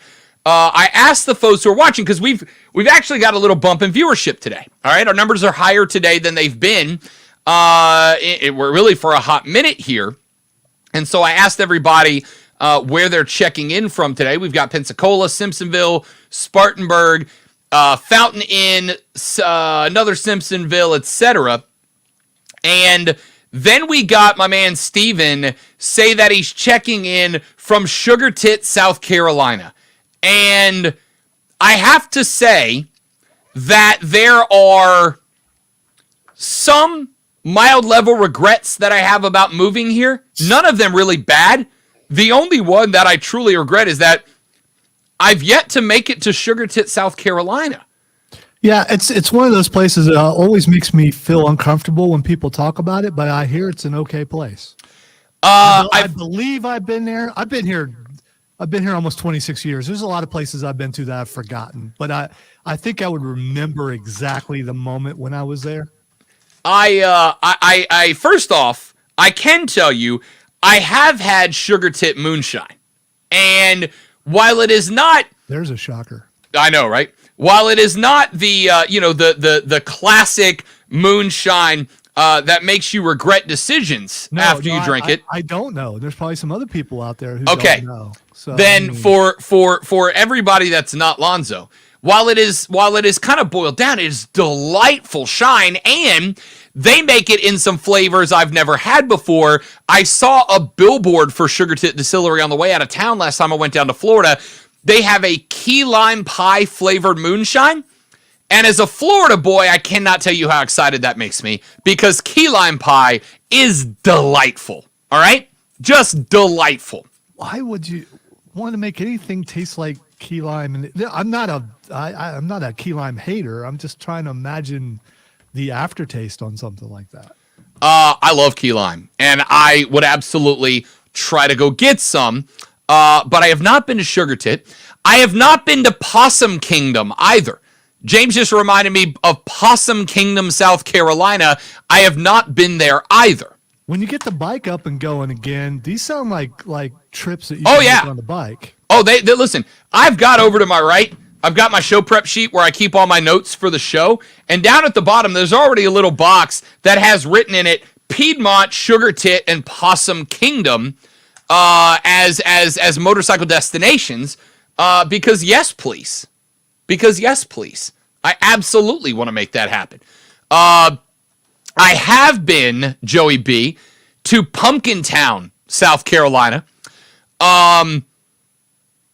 Pumpkin Town is a cool little place, but it's definitely a little place, right? Like, there's some good barbecue down that way. I can't remember the name of the little barbecue joint I stopped over there, but there's pretty good barbecue down there.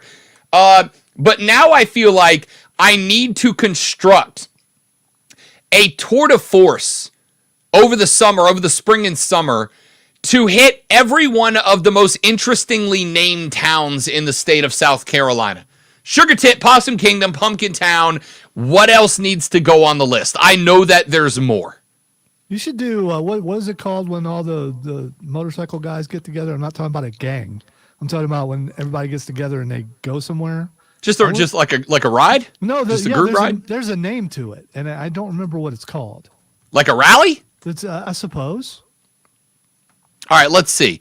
I am looking through WBTW News 13's 10 most unusual town names in South Carolina. They have Alkaloo. I don't know where that is.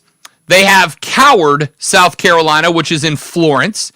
Cowpens, which I have been to Cowpens. I went to the battlefield there and spent like 3 hours in Cowpens. That's a pretty cool little place. Let's see what's on the list. Ketchup Town? Ketchup Town.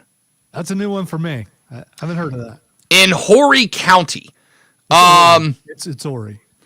Horry County, like Robert Horry. Yeah. Got it. Let's see. In the 1920s, farmers would travel to the country store to catch up on the news, according to the SE Picture Project. And so it later became Ketchup Town. But the daughter of Herbert Small, who owned the store, was obsessed with the letter K. She often grew elaborate Ks when in the store and changed ketchup with a C to ketchup with a K. And now it's called Ketchup Town. There's Lugoff Peak and Townville. There's better names than that. It's Lugoff. It's not. I'm trying to help you here. No, I appreciate it. Yeah. I've only been here 3 years. All right? I got plenty more to learn, is all I'm saying. All right, let's take a break. We'll come back here in just a minute. The third hour, no more NFL talk. Probably. Maybe. We'll see. We'll find out. It's like 54 minutes that we got to fill. I'm Rob. He's Lonzo. The Rob Brown Show's on the radio. It is the Fan Upstate. New to the upstate. Hey, it's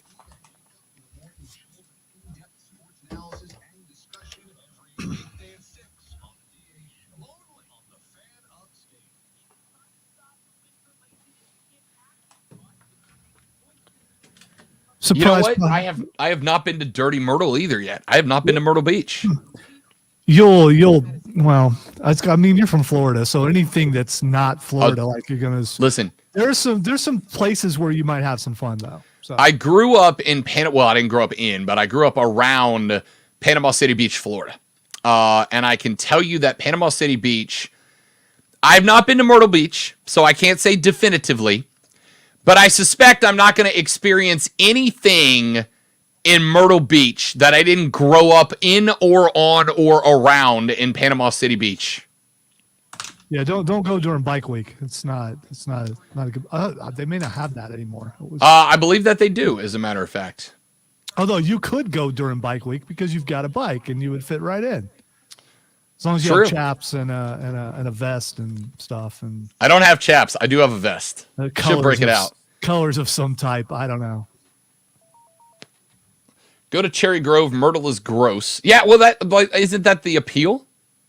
I thought that was the appeal. Joey B said golf trip to Myrtle Beach win. What do you say, Joey B? Late spring? Late spring? Let's do a beach golf weekend over in Myrtle.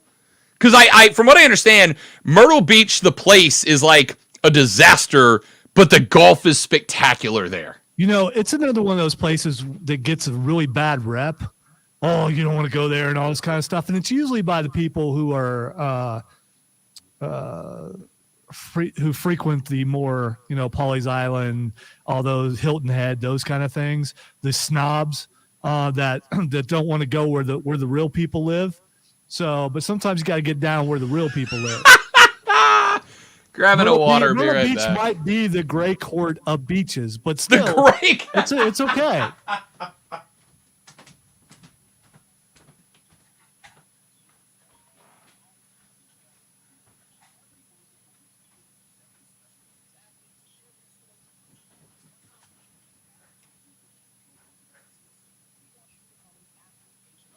Yeah, he's been to the more fancy places. It's the people where most of us live. He hasn't been there.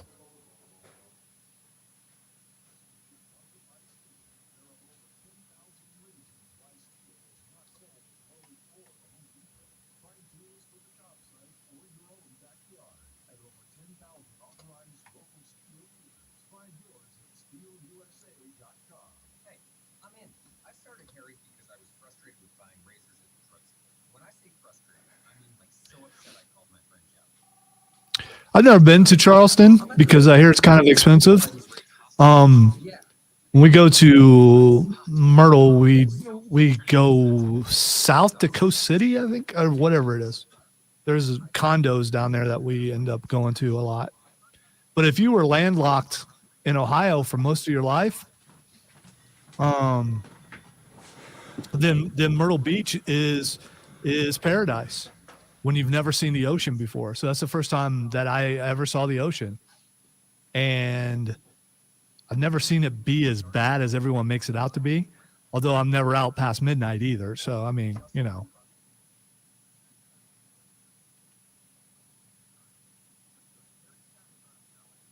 I love going to Broadway at the beach, which is Myrtle, and I also like the comic book stores around there because I'm a nerd. There's a really, really good comic book / board game / tabletop game store in Greer on their main street.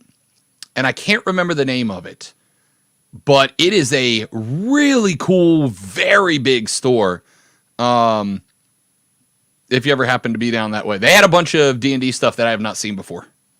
Well, if I'm going to a bookstore in the area, you know where I'm going. No, yeah, absolutely. And by the way, huge fan of Borderlands and always will be. All right, here's some other South Carolina towns. Beetree, Bucklick, and Burns Down. But two words. Bucklick? Bucklick. Okay. Growing up there was probably a lot of fun, I suppose. Burns Down, South Carolina is in Bucklick High School. Sorry. Bucklicker.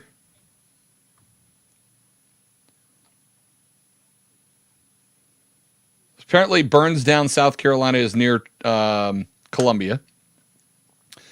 There is, let's see. Oh, well, obviously we got to go to Climax, South Carolina. Dog Bluff. Gatorfield, South Carolina. Two words. Gatorfield, South Carolina. Yeah, I'm not going there because I'm guessing there are gators in the fields. And no, thank you. Although, you're Rob Brown, you probably wrestled a gator. Florida Boars. This is the Rob Brown Show. Get Rob. Only on The Fan Upstate.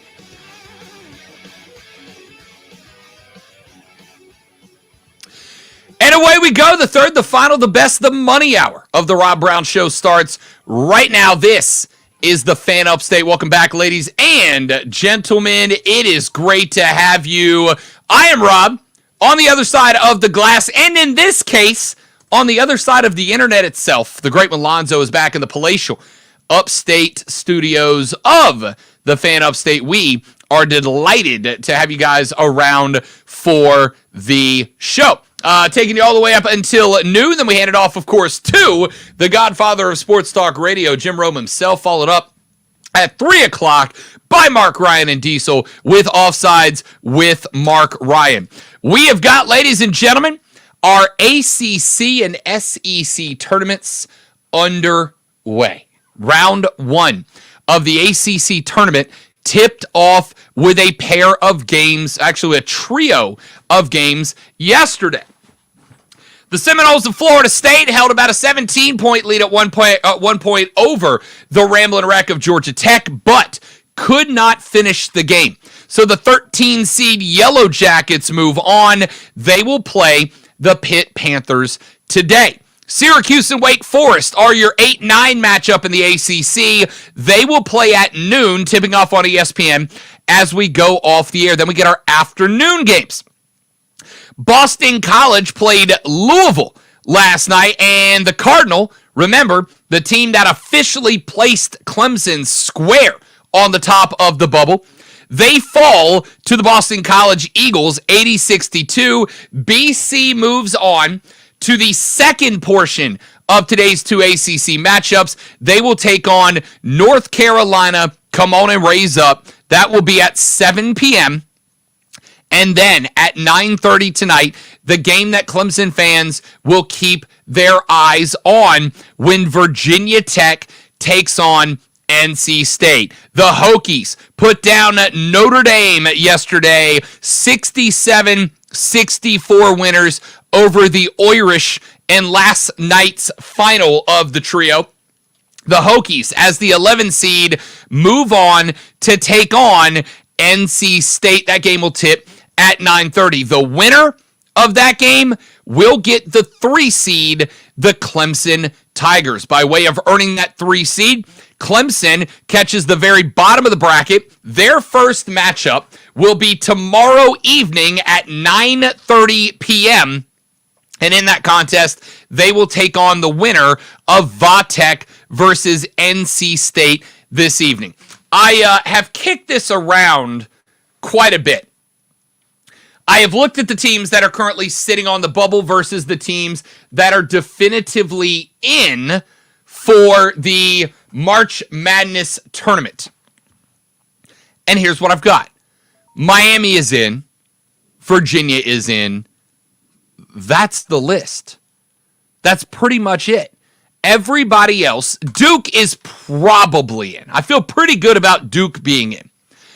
Clemson is the 3 seed. 1 spot above the Blue Devils. So why is Duke in, but Clemson not in? And the answer is, as I've said, and I feel like I have beaten this dead horse into a paste and then found another dead horse of the same name to start beating as well. The L's that Clemson took were in games that they should not have taken L's in. Loyola Chicago, South Carolina, Boston College, Louisville. Those 4 losses, even when compared with everything else that the Tigers did this year, put you on the bubble. So, what do you do to avenge those 4 losses? Well, the answer is, first and foremost, I don't care if you get Tech. I don't care if you get the Wolfpack. You absolutely, without doubt or equivocation, must win game number 1. You will not get in if you don't win game number 1. So let's take a look back at the last times that Virginia Tech and NC State got together with Clemson. You've only got to flashback a few games for the last time Clemson went up against the Wolfpack. And what did they do? They went to Blacksburg and they won by 25, did the Tigers. 96-71, your final on that one. Bolstered by 28 points off the hand of Brevin Galloway. You had 20 pitched in by the big man on the inside, P.J. Hall. 4 of your 5 starters ended in double digits. Hunter had 15. Tyson had 12. Scheifelen was the only one who did not get there. He had 6. He had 6 from Godfrey off the bench. 4 from Middleborough off the bench. Hunter had 3. Beadle had a pair as well. This is a team that a 21-8 Clemson team should feel pretty good about if they catch in the second round. What about Virginia Tech? You got to go a little bit further back, but it was a dub over them as well. However, this one much lower scoring and much closer. Clemson at home goes back against Virginia Tech, 51-50 winners in that one. It was a lot less balanced on the score sheet. Hall had 20, Tyson had 12, nobody else had more than 6. Why? Because Virginia Tech plays a much slower paced game. They want to slow you down. They want to distribute. They want to change the tempo that you play basketball with and force you to play it at the speed that they want to play the game, and they were successful. Now, it wasn't enough to stop Clemson from winning the game. Clemson absolutely was able to weather the storm and get that last-minute bucket to take the dub away from the Hokies. But you will not be in the friendly confines of Littlejohn this time. This game's going to be in Greensboro. This game is going to be, I suspect, about 60-40 Clemson fans in attendance, but you will not have the full orange and purple contingent that you did when you played Tech at home in South Carolina. So what does Clemson do here? I don't care if it's Tech or NC State. The answer is control the tempo of the game. Specifically if it is Virginia Tech, though I think NC State is the favorite here. Keep in mind, if the Wolfpack come a-calling, the bad news is they will absolutely have revenge on the brain, right? They are not going to take that 25-point L sitting down. They are going to be firing on all cylinders, no doubt about it. So Clemson, knowing that the season is NIT bound, if they do not win at least one, even one keeps you on the bubble. It does not guarantee anything, right? Because there's a couple of smaller conferences that, if they have an upset champion, could end up as 2-bid leagues and knock a couple of bubble teams down. And I'm going to go ahead and call the shot that Clemson will be on the bubble, but towards the middle bottom of it. 2 games, I think, is a must. That likely sets you up for another matchup with Virginia, if you're able to get by Virginia Tech or NC State. Control the tempo. Make PJ Hall be the star in that game. You have to play inside out if you are going to win, frankly, either of these games. You've got to have PJ Hall be the guy the offense flows through. You have got to make the Hokies, and I do think Virginia Tech walks out of that game tonight as your winner, but we'll find out. Either way, doesn't matter. PJ Hall is possibly the most underappreciated big man in college basketball right now. If you want to win that game, the offense has to flow through him. The offense has to be dictated through him. The offense has to be run through him. And if you can accomplish that and win Game 11 tomorrow night at 9:30 and move on to Game 13, which would be Friday at 9:30, likely against the Virginia Cavaliers. But by the way, that's not a guarantee, because before we get to that game, we can talk about another team that's on the bubble. That's the 7 seed in the ACC tournament, the North Carolina Tar Heels. The Tar Heels are also on the bubble. The Tar Heels also likely need to win 2 to get in. The good news for Clemson is that Carolina plays Boston College tonight. That is a game that should see North Carolina as a pretty heavy odds-on favorite. We brought this up earlier in the week. This is a North Carolina team that returns 4 of its 5 starters from last year's team. Last year's team was a national championship competitor. They lost to Kansas in the Natty, brought back 4 starters, something almost unheard of in today's college basketball, and yet are on the bubble. North Carolina, to me, is a very dangerous team. between Leaky Black, Armando Bacot. This team is wildly dangerous, and Wynn is a dangerous animal at its most dangerous when they're backed in a corner. Just like Clemson is backed in a corner right now, North Carolina is backed into a corner. North Carolina is, I am content to say, as of right now, the single most disappointing team in college basketball for the 2023 season. They just are. This team should have scratch that. This team did come into the 2022-23 season with Final Four aspirations. Instead, in a year where the ACC was down and ripe for the picking, North Carolina is a 7 seed in the conference. They are a bubble team for March Madness. They're going to get Boston College tonight. That game's at 7 o'clock. And I suspect Carolina's going to win that game going away by like 25, all right? It's going to be a beatdown. I feel bad for the Eagles. They are going to get blown out tonight by the Heels. So what's the good news for Clemson, knowing that Carolina is that dangerous? The good news is that despite the record and the seed saying the opposite, the Virginia Cavaliers are the most dangerous team in the Atlantic Coast Conference right now. Who is North Carolina going to catch if they win this game against BC tomorrow before Clemson matches up with either NC State or Virginia Tech? North Carolina versus Virginia. I think that you have the best team in the ACC, Virginia, taking on the most dangerous team in the ACC. That is North Carolina on the bubble, right? If Virginia and UNC do what I think they're going to do, that is the possibility for an overtime game. That is the possibility for a game where these two teams beat the hell out of each other.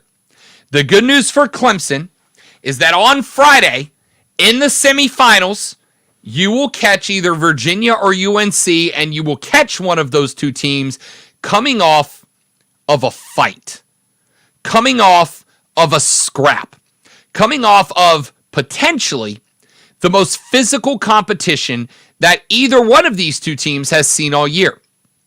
Now, I want both teams to come out healthy, because if Clemson's going to do it in the ACC semis, I want to see them do it against the best Virginia or best Carolina team possible. But realistically speaking, you are likely going to see one of these two teams emerge victorious out of Game 10, move into Game 13 against Clemson, but be bruised, beaten, sore. They are going to be scrapping for their lives tomorrow night in that 2-7 matchup. And whichever team emerges is going to be aggressive, but tired when they take on Clemson the next day at 9:30. Now, that is irrelevant if Clemson cannot get by the winner of Virginia Tech NC State. And we'll be able to break that game down tomorrow when we know the opponent, and I'll give you some X's and O's, Jimmy's and Joe's breakdown of that game. Right now, it's a hypothetical. But when we have our winner tomorrow, if Clemson can win, and this is the problem that the Tigers have had this year, and as far as I can tell, pretty much for the duration of Brad Brownell's extent as the head coach of this team. If Clemson wins the game they are supposed to win, which unfortunately, there are 4 instances this year where they did not. Loyola Chicago, South Carolina, Boston College, and Louisville. All of whom are worse than both Virginia Tech and NC State. Those games were games that Clemson was expected to be in a dogfight. One of them, Tech, they were. One of them, NC State, they were not. The question that I have here, and I think these two games, Lonzo, will go a very, very long way towards dictating who and what Brad Brownell's Tigers are. There is one game tomorrow night they will be the favorites. They will be expected to win. That is Virginia Tech or NC State. Then they will be in a game that they are not expected to win. That is either Virginia or North Carolina. If Brad Brownell's team can get the one that they are supposed to win tomorrow night and the one that they are not supposed to win on Friday night against Virginia or UNC, I will have a hell of a lot more confidence in this team wearing orange headed into March than if they, drop the one they're supposed to win tomorrow and don't make it to the tournament at all. I'm not going to crack on Clemson here because it would be very easy to say something about how things have worked in the past. Win. That's all you got to do. Win. We'll see if they can do that or not.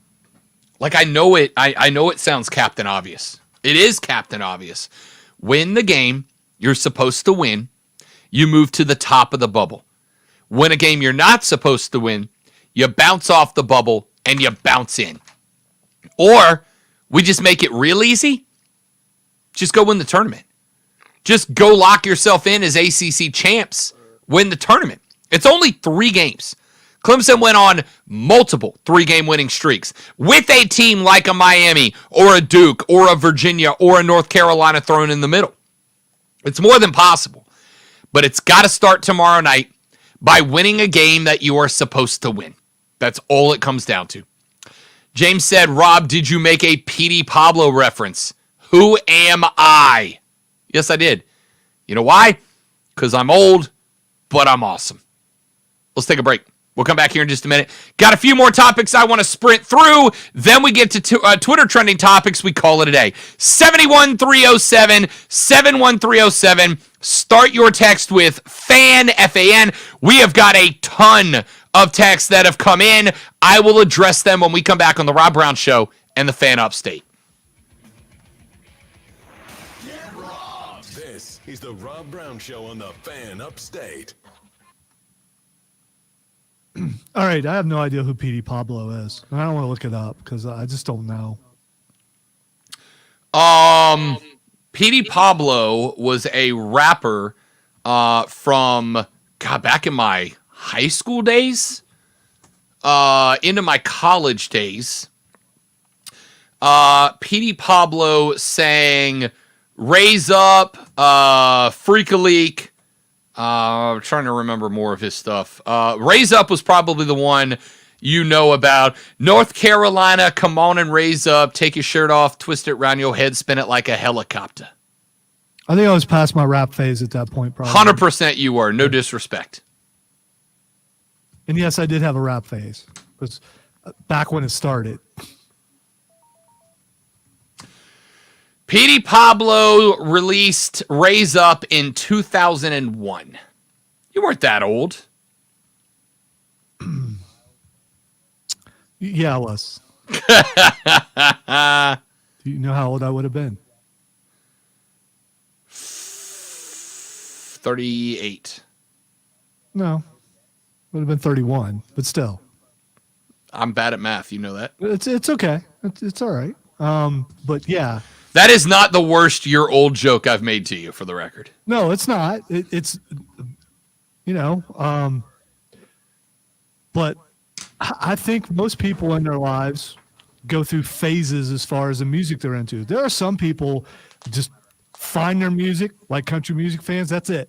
That's it. They're country music fans for life. Everything else is noise. But I've went through a ton of phases, so. Which was taught to me by my mom, who had like over 1,000 records, and they were, a mix of Motown and Crocus and a bunch of different things. So, what music did your mom and dad listen to? My dad was a singer-songwriter guy, so a lot of John Denver, a lot of Jim Croce, stuff like that. Hilariously, my mom was more Led Zeppelin, Rolling Stones, Grateful Dead. Like my mom was my mom is the reason that I like rock and roll, is because of the Madre, not my dad. I am curious how many people on the stream did you pick up what your parents listened to and you're still into that, or did you rebel and go the exact opposite? Well, I'm going to listen to this because they listen to that. I thought my mom, like I said, had a very eclectic taste, so I got a little bit of everything. Got to hear it gives you more of an appreciation rather than just sticking to one thing. But, if you stick to one thing, good for you. That's why there's so many different kinds of music.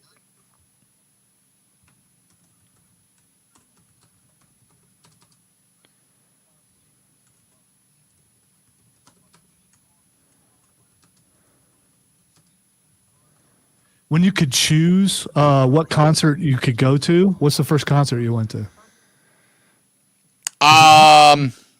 Well, I would start with the first concert that I can remember begging my parents to take me to was Garth Brooks when he was on tour in 94, 95. He had Martina McBride open for him, and that's when I fell in love with Martina, but I love Garth. The first concert that I can remember going to on my own, like I bought the tickets to, was... Oh, God. Let's see. I saw Kenny Chesney in Tallahassee, but this was back when he was actually a country artist instead of a Jimmy Buffett knockoff.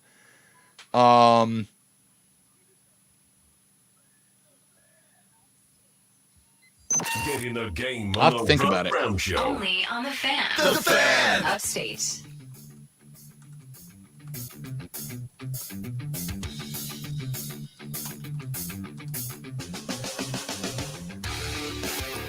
All right, let me respond to some of the texts that we have gotten throughout the day today, ladies and gentlemen, here on the Rob Brown Show on the Fan Upstate. Go back to the start of the show when I said I lost the fight to a pillow last night. I woke up. My shoulder is killing me this morning because I slept funny.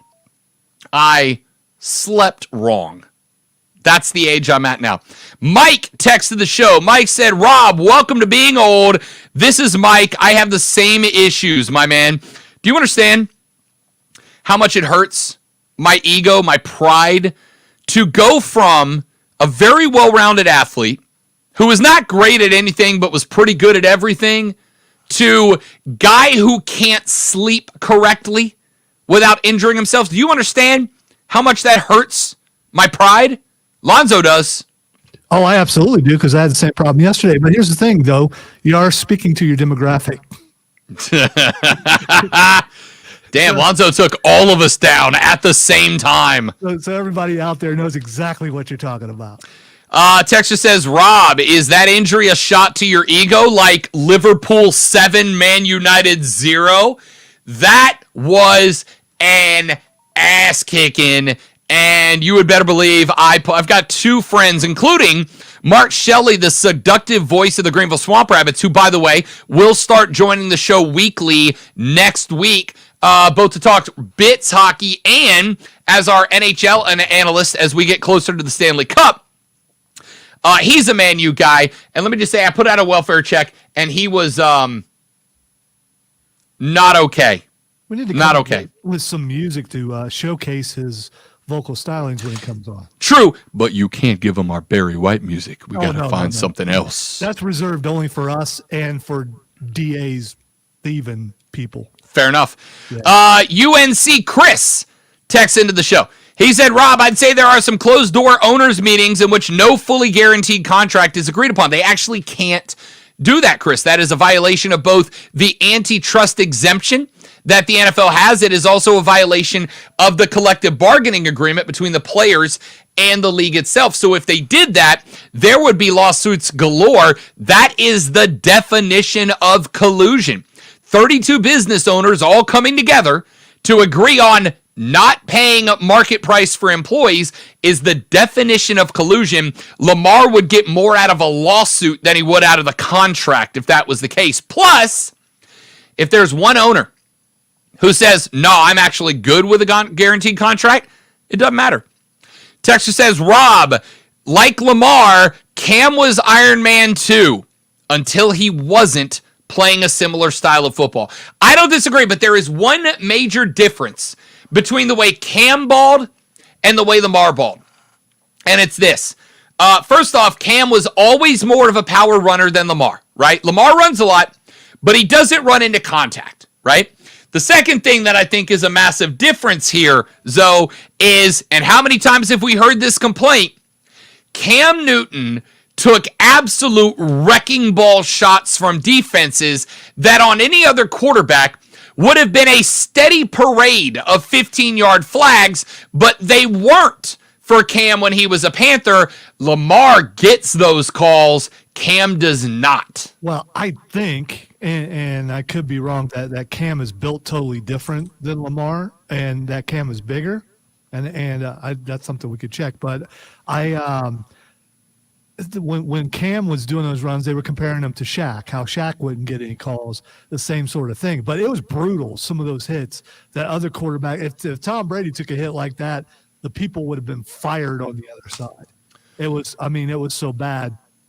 But any quarterback that runs at all, and you have to in today's NFL. I mean, how many quarterbacks just sit back in the pocket? They just don't do that anymore. Yeah, it's not the way it's played anymore. You have to have some mobility and be able to run when necessary. You're going to take some shots, but Cam played like a linebacker or a quarterback. That is 100% correct. 100% correct. Texture says, Rob, can you respond to the reports that Fluor Field was about 66% Clemson, 33% Carolina fans during the game this past weekend? Listen, I didn't count. I didn't take attendance. It looked, I would have said, about 55-45 Clemson, but I also don't care. Yeah. At the end of the day, the game was... Why would anyone care about that? That's the only reason why you care about that is if you're on one side or the other and you want to make the other side look bad. That's the only reason why you care about that. I don't care. I don't care. That game was not necessarily a referendum on, does the Upstate have a favorite team? Is this team in charge? Is that team in charge? I'm not particularly worried about it, right? Like, both teams get representation. Was it a good game? It was an incredible game. It was a great crowd. So why find negatives in that? It was phenomenal baseball. I mean, I'll be real with you. I never really paid that much attention. Like, I wasn't looking around. I was watching a damn fine baseball game with, by the way, friend of the show, Shane Beamer. And you had a better view than probably a lot of other people did. I mean, again, I was standing almost in the dugout on first base. I did not even think, I didn't even think about it, right? I didn't even think about it. It was, this game is damn good, and it was a damn good baseball series. Clemson took one in Clemson. Carolina had to battle back to get the second one on Saturday in Greenville, and then they mashed it at home in Game 3 in Columbia. It was an incredible baseball series. I loved all three games of it, which I watched, and I thought the only thing that mattered to me about that game was that Greenville represented the hell out of itself at that game. I thought it was spectacular. I thought it was exceptional, and that's all I've got on it. By the way, your dog just barked. That's the first time I've ever heard that happen. Really? If there's an invasion or something going on. There's not an invasion. I do have showing on the screen back here. The mom of the lady friend is live on camera. Hi back there, Miss Deborah. She's like, I'm out. I'm out. Which is why the dog barked. You didn't even hear the dog bark, but I did. Oh no, I heard it. I got a headset off. All right, couple more texts that have come in throughout the course of the show. Texter says, as a Boston sports fan, I sincerely enjoy New York sports teams falling flat on their face, so I hope they get neither and then choke on a draft pick. I'll say this. The Jets, I genuinely, truly, honestly believe, are a quarterback away from being a damn good football team. If they don't get Rodgers or Jackson, and by the way, the Jets are best odds, not Green Bay, to get Aaron Rodgers, and the Jets are third best odds in the NFL to land Lamar Jackson at this point. They're gonna get one because they are all in, sell the farm to the bank to get one.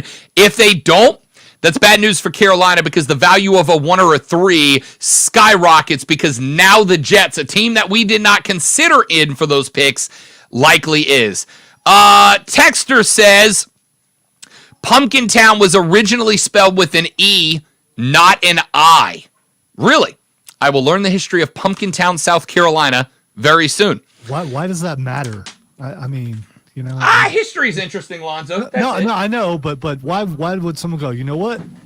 We don't need an E in here. We got to change that. I got you. I got no idea. Texture says. I was more talking about why would they change it? No idea, but I will learn because I am a nerd. Texter says, can't forget Tudor Town near Greer. That's from Bo. Tudor Town? Tudor Town. Is that a real place, Bo, or are you screwing with me? I feel like Bo wants me to go to Greer, get an Uber, ask, can you take me to Tudor Town, and then get arrested and kicked out of the Uber. I don't know. I don't know. This is something you can look up. This might be a dad joke. I'm curious, so I need to know if it is. Is Tudor Town smelly? I genuinely don't know. Okay, if you live in Tudor Town or you know someone who lives in Tudor Town, please have them contact us. Got to find out. Texture says Spiderweb, South Carolina. Is that a real place? That doesn't sound like. I feel like I'm getting screwed with now. Yeah, I don't think that's a real place. I'm gonna have to look that up. Texture says Smoking Pig and Easley if you went up towards Pumpkin Town. That might have been where it was, actually. I don't remember. Texture says there is a place called Monkey Island, South Carolina, where no one is allowed to go. That's from Tron. Monkey Island. I wouldn't mind going to Monkey Island. Spiderweb, South Carolina, according to Wikipedia, so it could be true, is an unincorporated community in Aiken County. Okay, it's right down the road. Maybe our friend Paul White, the Big Show, has been to Spiderweb before. I have to find out. Red, Texas Show, said, Robin Lonzo, you guys are the godfathers of sports talk radio, not anybody else. I'm not old enough to be a godfather of anything yet, to be honest with you. That's not true. I actually am a godfather to two different people, as a matter of fact. It's not about age. It's about power. Texas said, I'm aware, but Kaepernick was still of playing caliber and never got a job, so I wouldn't put it above them. Yeah, listen, because Chris, that is a interesting conspiracy theory that has been pitched around a couple of times, that there was a bit of collusion to keep Kaepernick out of the league. I will also tell you that I don't know if there needed to be, right? You got to keep in mind at the height of the Kaepernick conversation, the discussion was you had, and it turned out to be wildly untrue, but half of people polled said if Kaepernick got a job, they would stop watching the league. If you're a business owner and half your customers say if you do X, I'm not buying anymore, you don't need collusion to go, I'm not going to take that risk. But we'll find out. By the way, Rob, Tudor Town is in Greer, and they have an auction and fairgrounds, according to the first thing that popped up when I looked up Tudor Town. Well, there you go. There you go. And just in case you're wondering, it's Tudor and Town. They're two different words. Yeah, two different words. Is it Tooter or Tutor? It's T-O-O. T-O-O. I loved it. Texture says, Rob, I worked in Pumpkin Town. You need to go to the Pumpkin Town Festival this fall. I also saw bears there. Like cocaine bears or regular bears? Or Chicago Bears. I'll tell you what, if there's Pumpkin Town Festival, I am 1,000% in. Do they have 1,000% in. Pumpkins in Pumpkin Town? Because I'm guessing. I assume that's what it's named for, but I don't know. I'm an idiot. All right, and finally, our buddy Stack Citizen actually planned on bringing this up, so I'm glad that he did. Rob, could you please share that Furman has partnered with Mitchell Road Christian Academy to host middle school baseball games at their Latham Stadium. Our first game is tomorrow at 4 p.m. against Hampton Park. Tickets are $5 for adults. Kids are free. Please come and help create an exciting environment for local baseball players. Also, a shout out to the Furman Athletics Department and ground staff for helping make this happen. I'm glad Stacks wrote in. I was going to talk about this, but I'm glad I do it today, not tomorrow. If you have not heard, as he mentioned there, Mitchell Road Christian Academy and Furman are working together. If you were worried about Furman still got this beautiful baseball stadium and nobody's using it, they are now. Tomorrow, middle school baseball on campus at Furman, starting at 4. If you are a baseball guy, great way to show community support for local baseball and get out there and enjoy one of the most beautiful baseball facilities in the upstate of South Carolina. Stacks has busted his hump to put this on. Furman bent over backwards to make sure that they could have this and these kids could get out there and play on this park. I'm going to do my best to scoot on by there tomorrow afternoon. It's going to be very cool. Get on out there, support these kids, support Furman, support Mitchell Road Christian Academy. That is fantastic, man. Fantastic. All right, let's run to our final break of the show. When we come back, one or two more quick thoughts, then Twitter trending topics, then we call it a show. I am Rob Brown. The great Malonzo's at the board, and you, ladies and gentlemen, are listening to The Rob Brown Show. You are listening to to the Fan Upstate.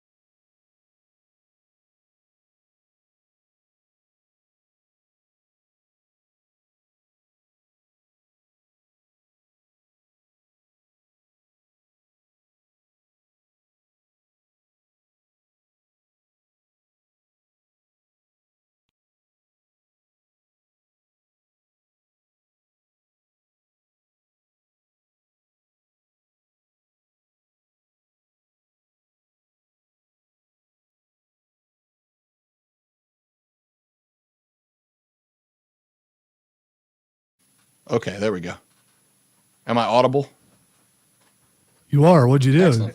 Her parents are letting me borrow their car for a couple of days. so I have a ride until I figured that's what that was. I meant, Yeah. did you knock a cord out or something? Since you were No. not- I forgot to unmute my stupid microphone. I forget when I'm at home. I've actually got to unmute myself.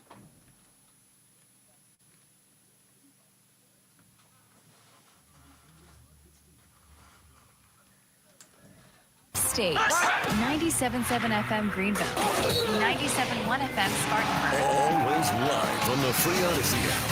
CBS Sports Radio. Listen on the Odyssey app. Search the Fan Upstate.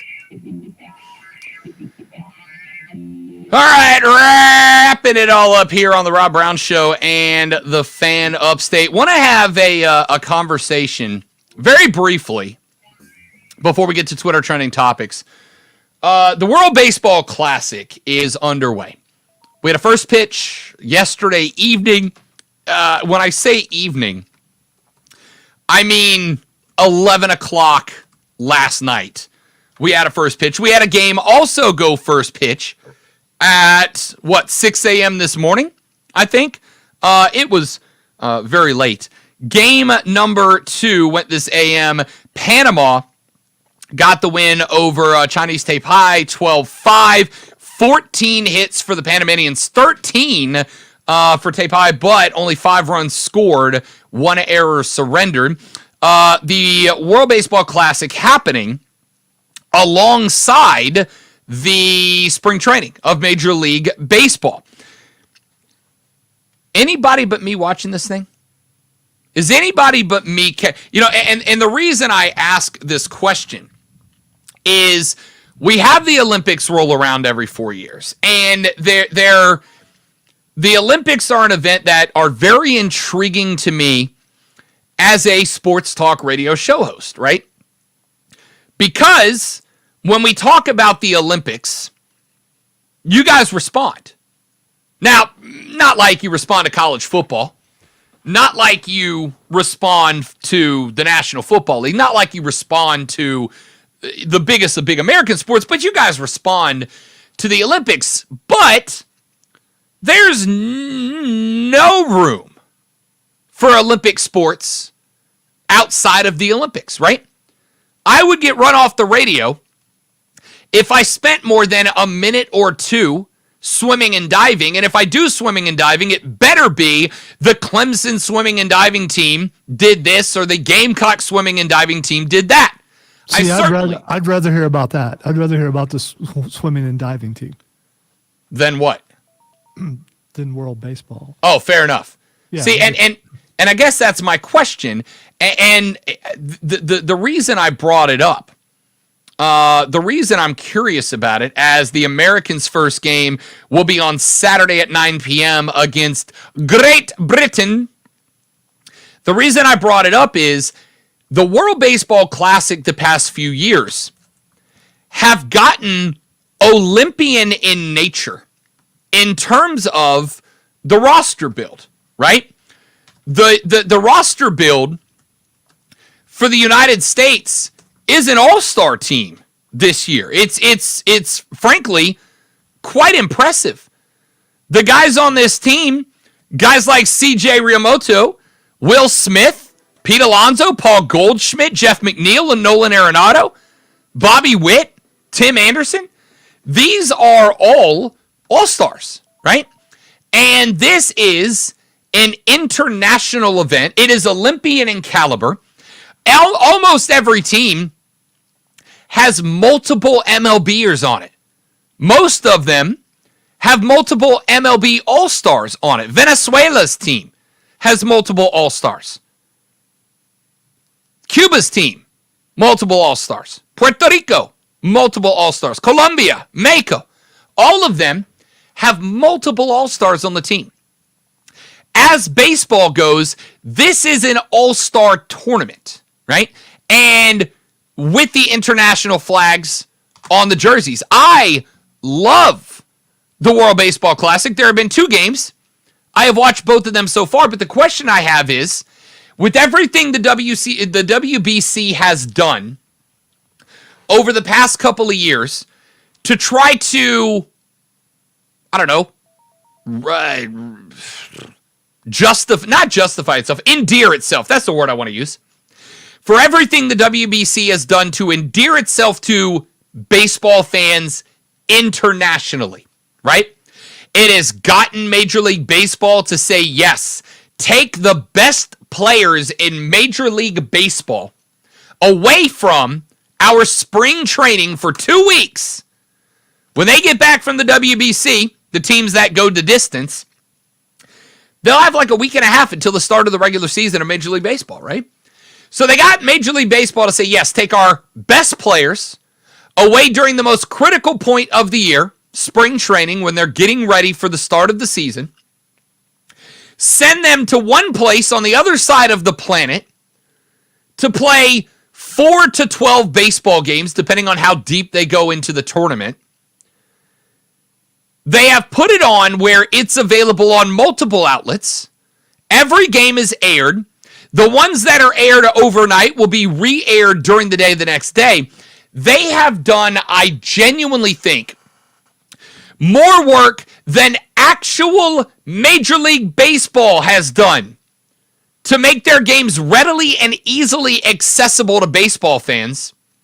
Yet here we are, 1 day deep into the biggest tournament in baseball that is not the Major League Baseball playoffs, and I've got nothing. Not I've got nothing. I've got plenty. I got a lot to talk about in the WBC. But you guys have got nothing.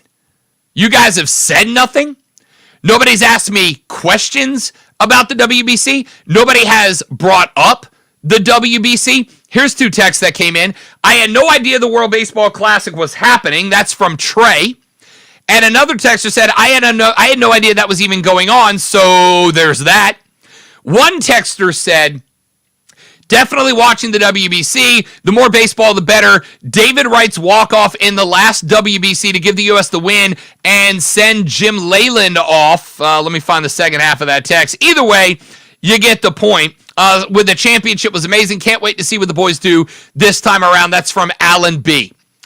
I have found that my baseball guys, right? The guys that during baseball season, I get the text at 7:30 of meet us at Hall of Fame at 9:15 for the Braves' first pitch, and I'm like, hell yeah, let's go. Those guys have a group text going. We're talking WBC in my baseball group text, but I really honestly thought in the Southeast, clearly in Braves territory, clearly in baseball country, that there would be some discussion about the World Baseball Classic, the Americans' first game on Saturday at 9 p.m. It is Olympian level in types of quality, production, execution, yet the Olympics get love every 4 years and the WBC's got nothing, and I am a little taken aback, shocked, and frankly, disappointed in that.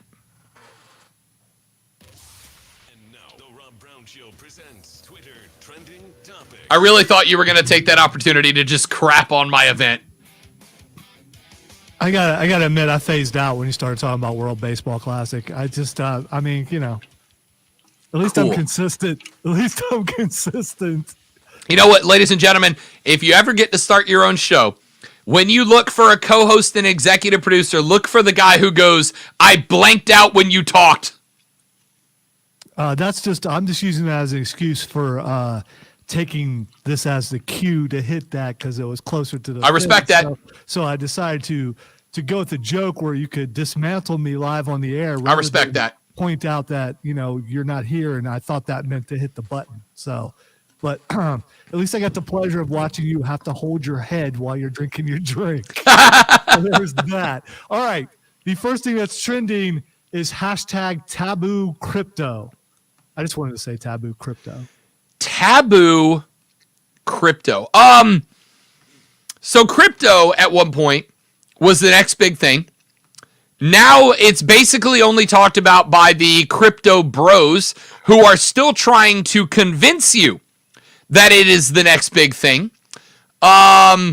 I don't know what would be taboo about it other than much like your dreams and your fantasy football team, nobody wants to hear your thoughts on crypto anymore. Except for, just stay away from it, I guess. I guess. All right. Red Lobster is trending. Can I just say that on Saturday, some random British starting pitcher is going to have to face a lineup consisting of Mike Trout, Mookie Betts, Paul Goldschmidt, Nolan Arenado, and Trey Turner. If you even think you're a baseball fan and that doesn't intrigue you, you're not a baseball fan. All right. You know what I am intrigued by? Red Lobster trending. Let's just say, Rob's not a chain restaurant guy. I'm not against them. They just I'm never going to be like, I want seafood, let's go to Red Lobster. But if you do want to go to a chain, Red Lobster is towards the top of acceptability because those cheddar biscuits remain banging. I love Red Lobster, but I'm not a big lobster guy. Are you? Do you like lobster? Do you love lobster? I love lobster. From Florida. I love lobster. Caught the lobster and boiled it yourself. I have been lobstering in Key West. The lobsters in Key West are the spiny lobster. They do not have the big claws like a Maine lobster does, and they are superior lobster. Lobsters are the superior bug of the sea. Thank you very much. All right, the next thing that's trending. Wait, why is Red Lobster trending? I don't know. I just okay. I couldn't find out why. All right, there you go. One closed down in Arizona, and then there's a big deal. Something just came back. It's Red Lobster. Really, I saw it was trending, and I figured we'd get a Florida superiority thing over Red Lobster. And listen, here's what I thought, but it was close. Here you brought it out of me. Here's the realization. I understand that that we are relatively landlocked, being almost 4 hours away from the Atlantic, and on top of that, the portion of the Atlantic we're from primarily features cold water white fish. You're not going to get a ton of real crab and lobster like I would in Florida. I grew up literally driver 3-iron away from the Gulf of Mexico, right? So my standards for seafood are through the damn roof. They're just through the roof. No, Red Lobster doesn't cut it if I want seafood, but they win me over because unlimited all-you-can-eat mediocre shrimp is still really good all-you-can-eat shrimp with some cheddar biscuits on the side. All right, and South Carolina isn't landlocked. Ohio was and still is, and unless you consider a lake somewhere you want to go catch fish in, not that kind of fish. So Red Lobster was amazing in Ohio. Time for one more. The Mandalorian is trending. Have you watched any of the new season yet? I haven't watched episode 2 yet because it dropped today. I did watch episode 1 though. How was it? Oh, I loved it. It was short. It was only 37 minutes, but it was setting up a lot of things, letting you know what they're probably going to do this year. I have heard, and again, this does not dictate whether I watch it or what my thoughts are before, but I have heard some not so glowing reviews. I've also heard from dear friends of mine who are big time Star Wars, including one guy that's got Star Wars tats on his arm, that Andor ruined The Mandalorian because it was so much better than what they're doing with The Mandalorian. How many episodes of Andor did you watch? I have not watched Andor yet. Yeah, I'm not the one saying that. Yeah, I watched one episode. I was like, yeah, this is not for me. But that's no. Yeah, it was bad, which is a bad opinion. The worst Star Wars movie ever made. Bad opinion. Just bad opinion. Ladies and gentlemen, that is it for us. We are out. 21-hour break. We're back to do it all over again tomorrow. Rashad Beard of the Panther Nation podcast will join us. Fight Club as well. We will see you then. Thanks for watching. Thanks for listening to the Rob Brown Show on the Fan Upstate. Later, brother. Hey, Greenville, Spartanburg.